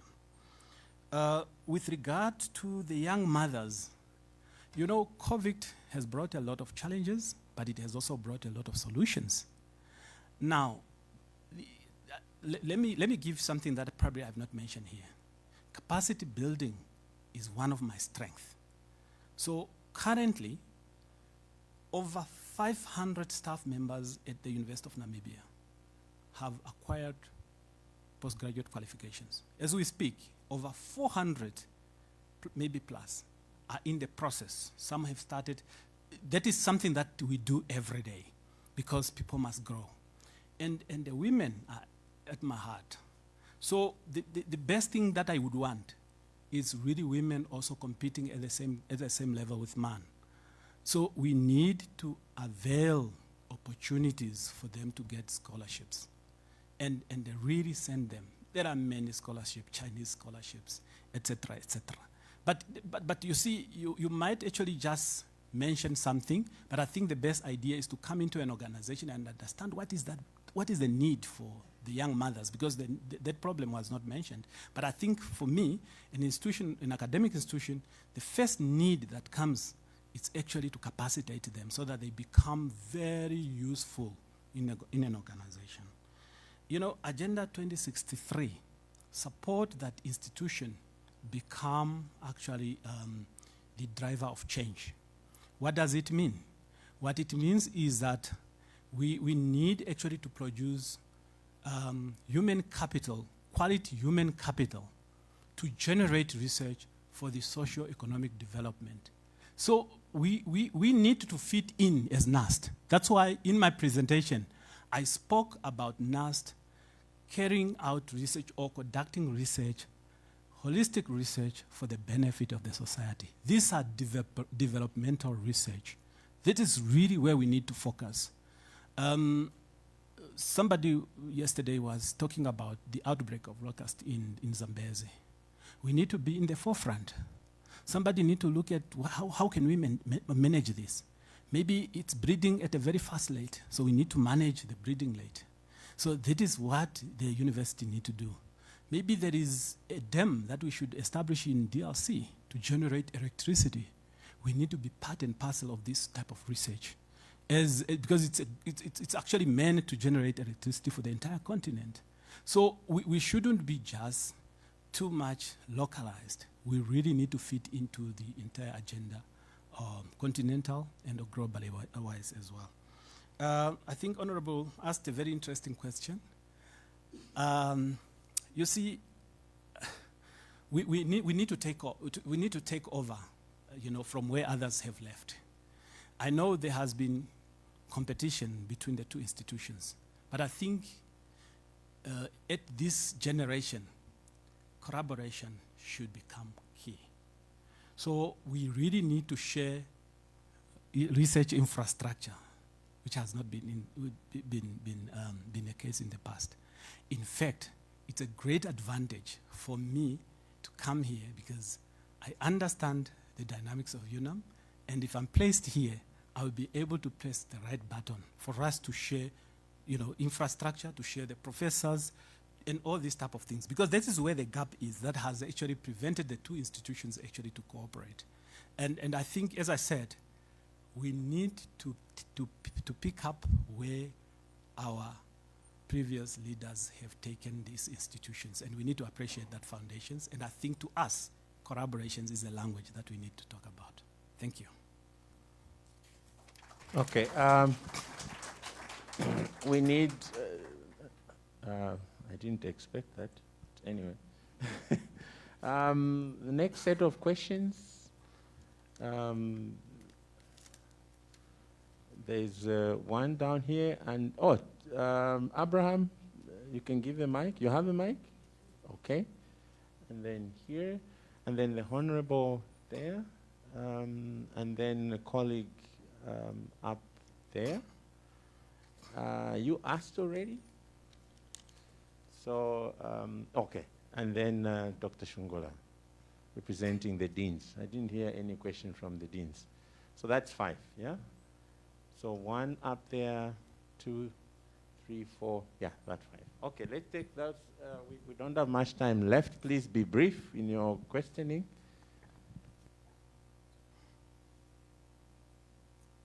Good afternoon, colleagues, and good afternoon, Professor Gideon.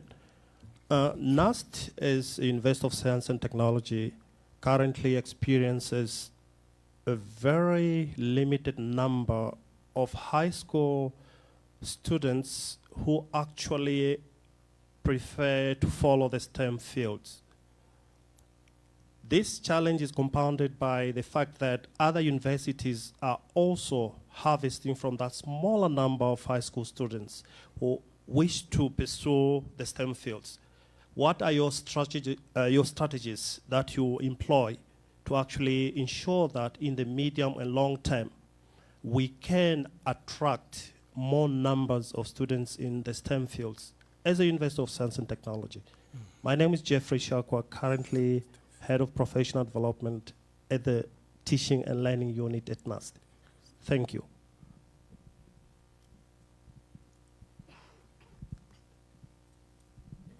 You have a mic? No, sorry. It's Abraham. Abraham, you have a mic?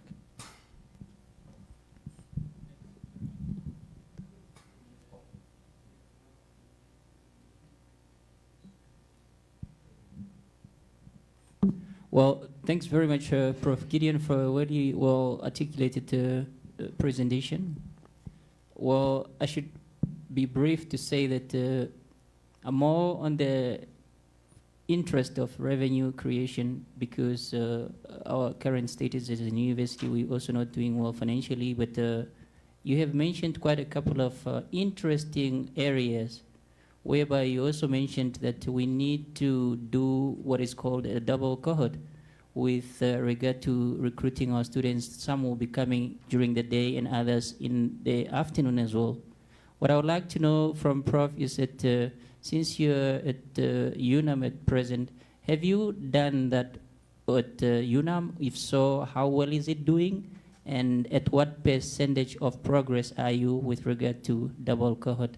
Thank you. Thank you.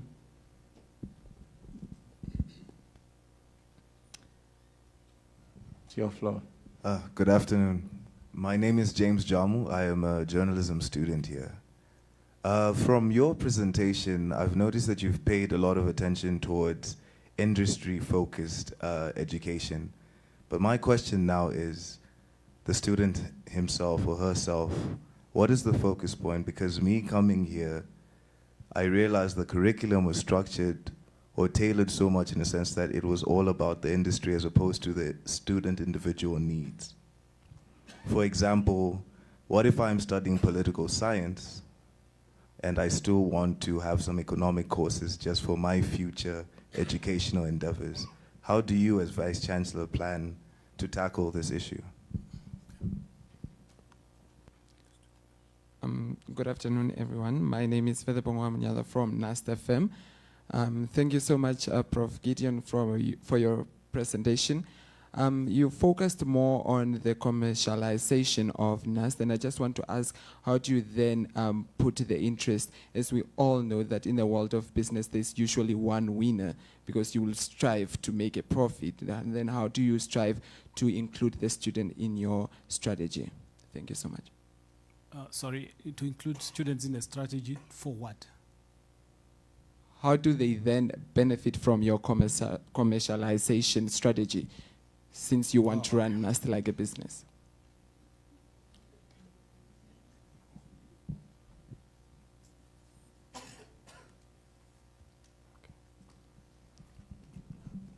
Just 1 minute. Good afternoon. Okay.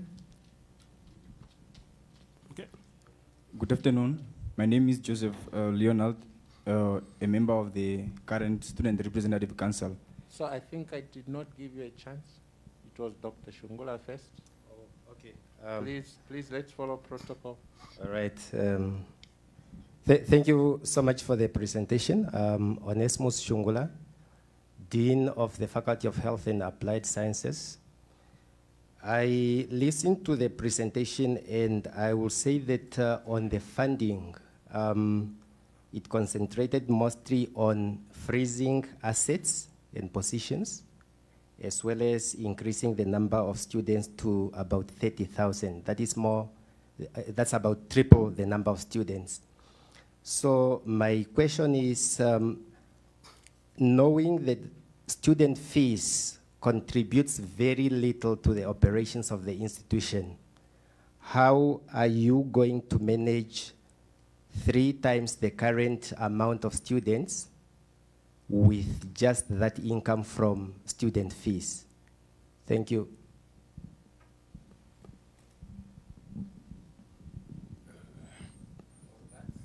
Five questions now. So I would, 1, 2, 3, we have 5 questions. So I would give the professor to answer the questions now. And then if time allows, we are going to take the next round of questions. Thank you. Thank you. Thank you very, very much. I will start with the very first questions with regard to STEM fields. How can we increase the number? There are actually trends globally where we need to learn. We don't need to reinvent the wheel. You see what is happening currently. We as NUST, we are actually a University of Science and Technology, and our qualification should be professional. What we need to do, we need to make sure that all the qualifications that we are building should definitely be built with industry, higher paying industry, and it must be strategic. So look, if a qualification is in biomedics, there is no way you will not attract students because the employment is granted. But if you put it into mathematics, you will not get students.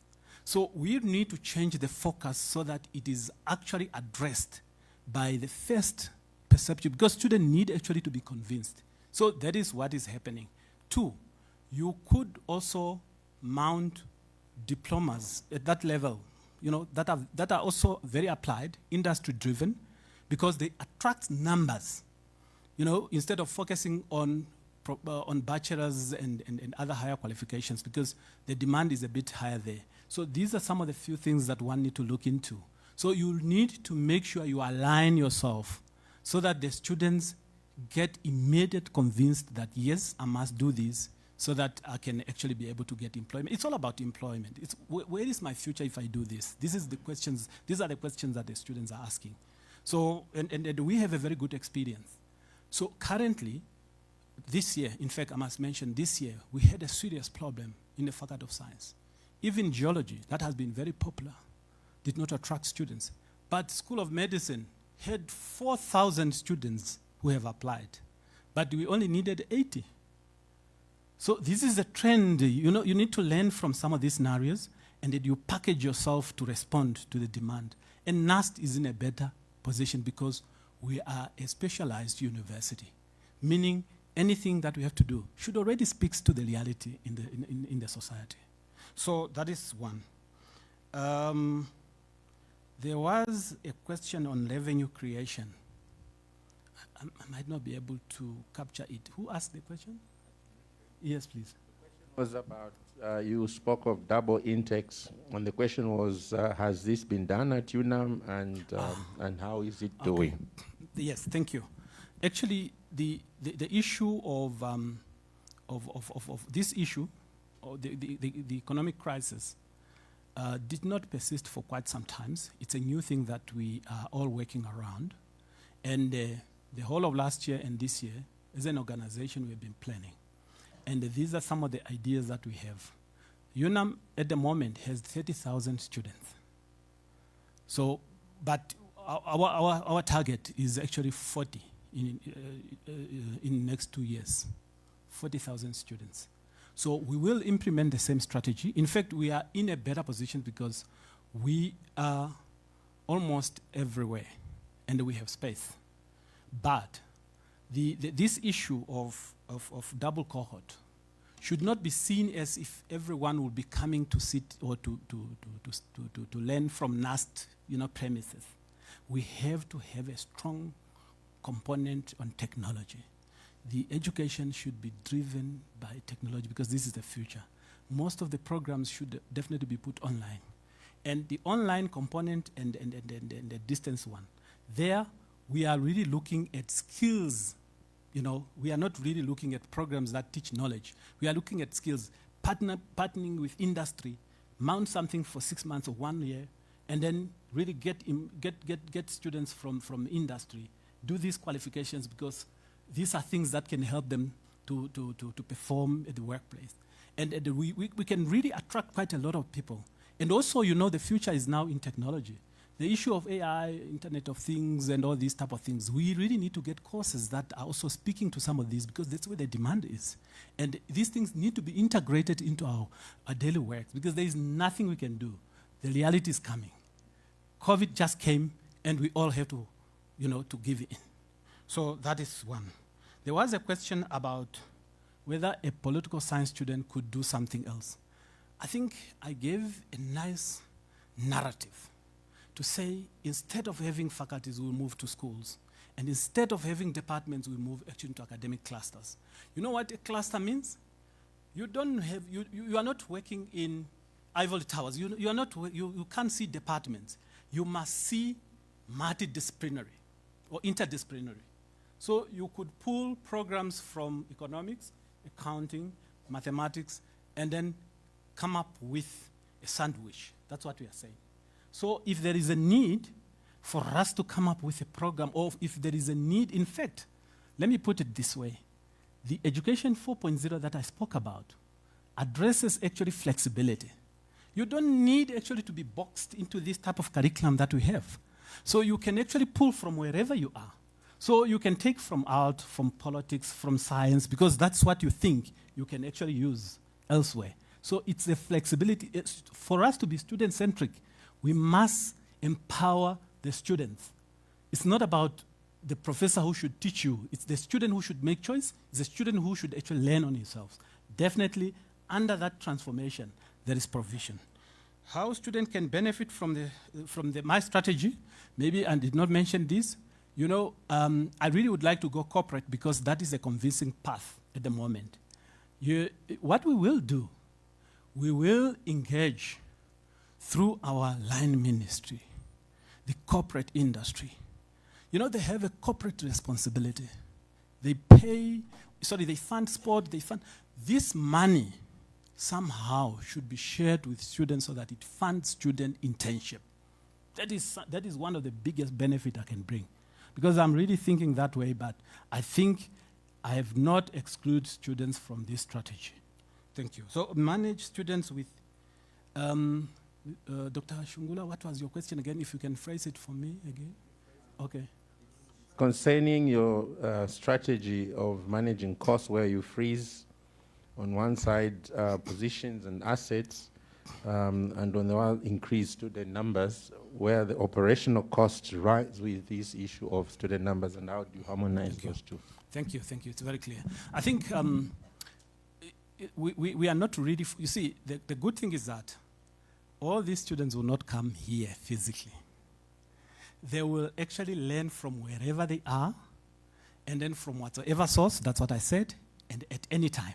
They are not bound to a timetable, they are not bound to a place, and they are not bound to your books and your materials. They can source things from MIT, from Cape Peninsula University of Technology, and use it to learn. So what it means is that you might actually have a handful of students on campus because some students might be working from high school straight, and they'll get some jobs and they'll be working, but studying at the same time. So it will not really put much pressure because I'm trying to separate the two systems face to face. The morning one is more or less for our students that are really coming and they have no choice. But the evening cohort, those are mature adult students. Online, these are quick things that can impact on those that are in employment. So that is really the focus that we are putting on. I think I would like to answer also to your question. The emphasis is not only on students' fees. That is one strategy in a short period of time. The long-term period of strategy, it's really to look into short courses. The University of Stellenbosch rake in about 400 million from short courses and executive courses. And this is something that we can do. And you need to partner up with industry so that all these executives, they cannot go to South Africa anymore. They must do their studies here in Namibia. And the money is there.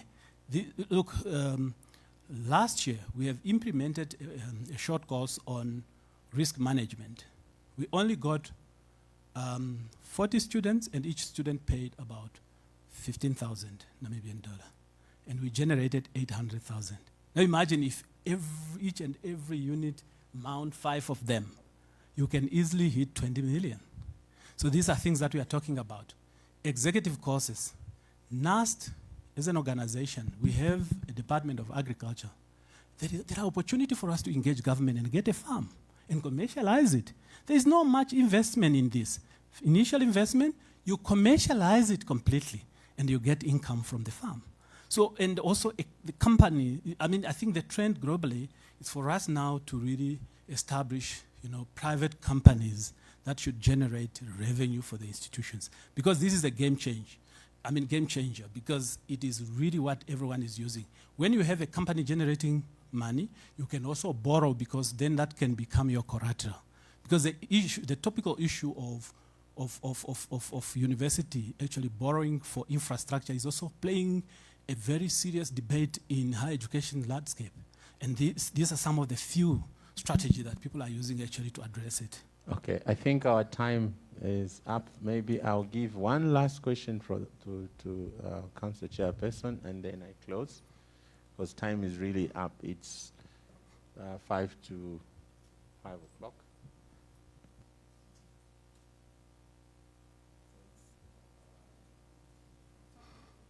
Yeah.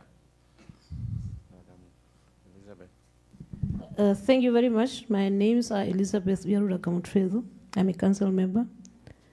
Sorry to be the last speaker, but I was provoked by the discussion. You really emphasize on the issue of e-learning as one of your strategies to increase the enrollment of the students, so that every child in the corner of Namibia can have access to the higher education. But you mentioned something that just failed recently during COVID. because of our readiness in terms of infrastructure, affordability, and skills. My question is, how will you ensure that you look at the factors that influence the adoption of e-learning? In general, in Africa, it's very low because there are factors at play like lack of digital infrastructures, digital content, digital skills, the issue of attitude, digital inclusion. How will you mainstream these factors into your e-learning ecosystem to make sure that it's working in terms of moving forward? Yeah, thank you very much. I think it did not fail per se. You mentioned something very critical, is the attitude towards that change was one of the biggest problems. But let me get into the questions. You see, maybe I need to give a scenario. We also had to face the same challenge as a university, but as leaders, we had to come together, and me responsible for academic affairs, I had to give my position, whether it was actually doable or not for us to implement our teaching and learning on e-learning. And we took that positions. There was a lot of resistance that came from peer pressure groups, and if we could have bought in, we would have failed. The reason why I'm saying somehow we have not failed is simply because our academic year is not actually affected. So we are finishing and releasing the results of the students on the 18th. But then you asked a very nice question about the inclusion. That is a very, very serious issue, and that's why I brought the proposition of one laptop per one student, one laptop. That is the solution to the problem.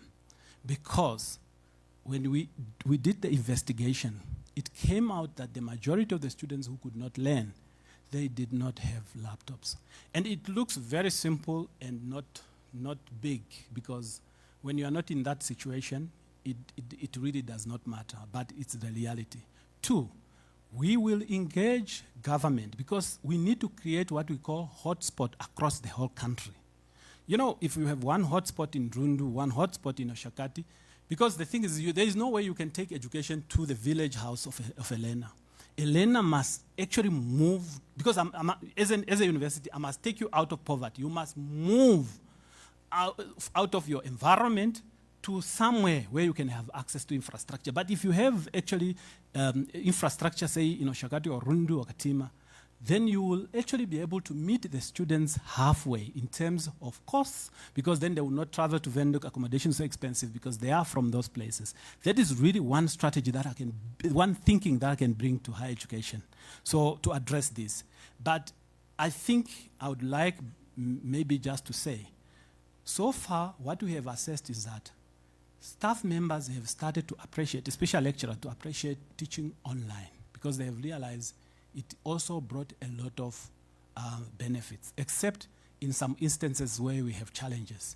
So the attitude is becoming more and more positive.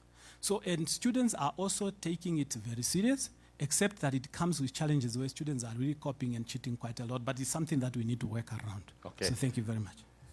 Thank you, Professor Gideon, and wish you all the best. I think this comes to the end of the presentation. There's a bottle of water there if you want to take.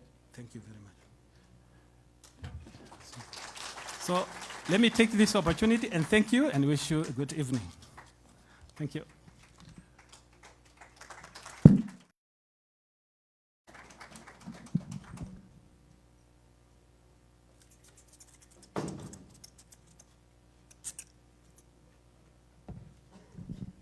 I think we're coming almost to the end of our presentation, but before we do that, I would like to invite our council member, Mr. Thomas, to come and deliver a vote of thanks on behalf of the Joint State Committee of Council and Senate.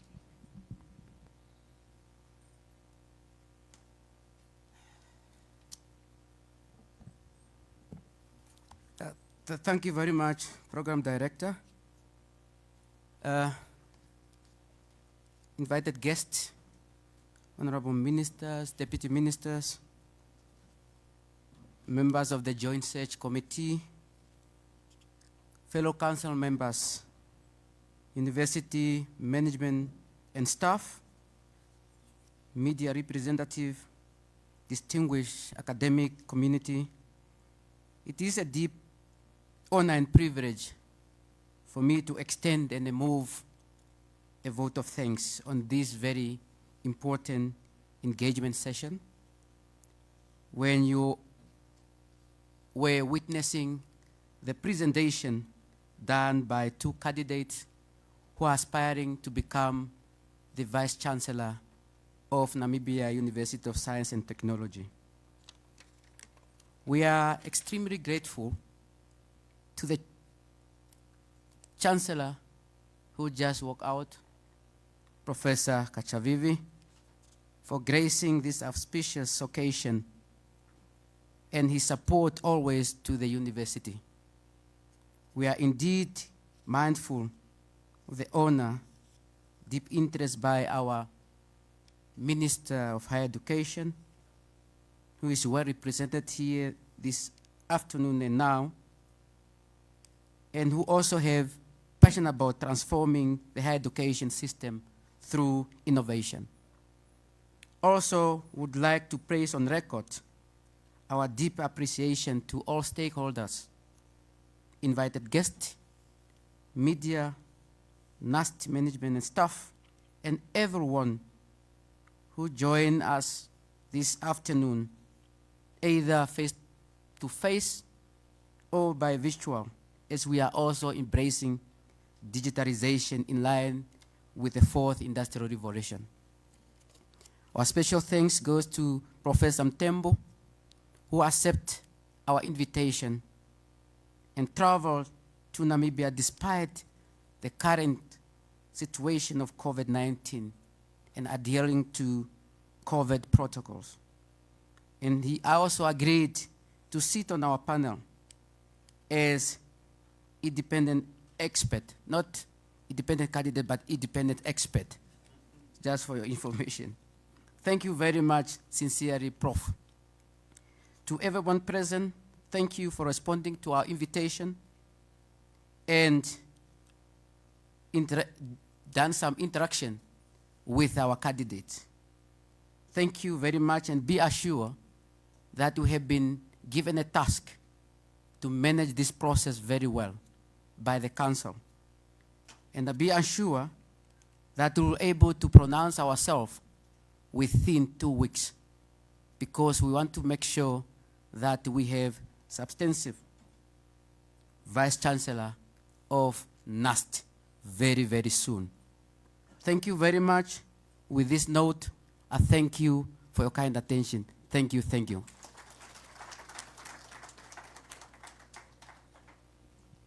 Thank you. Of this session, and there are some refreshments outside, and if you're not in a hurry, I'll invite you to join us in this and to mingle a little bit and network. Please, I know that it's difficult to mingle with observation of the protocols, the COVID-19 protocols, but please ensure that you wear your masks when you are not eating. But when you are eating, of course, you have to take them. Thank you very much for coming, and have a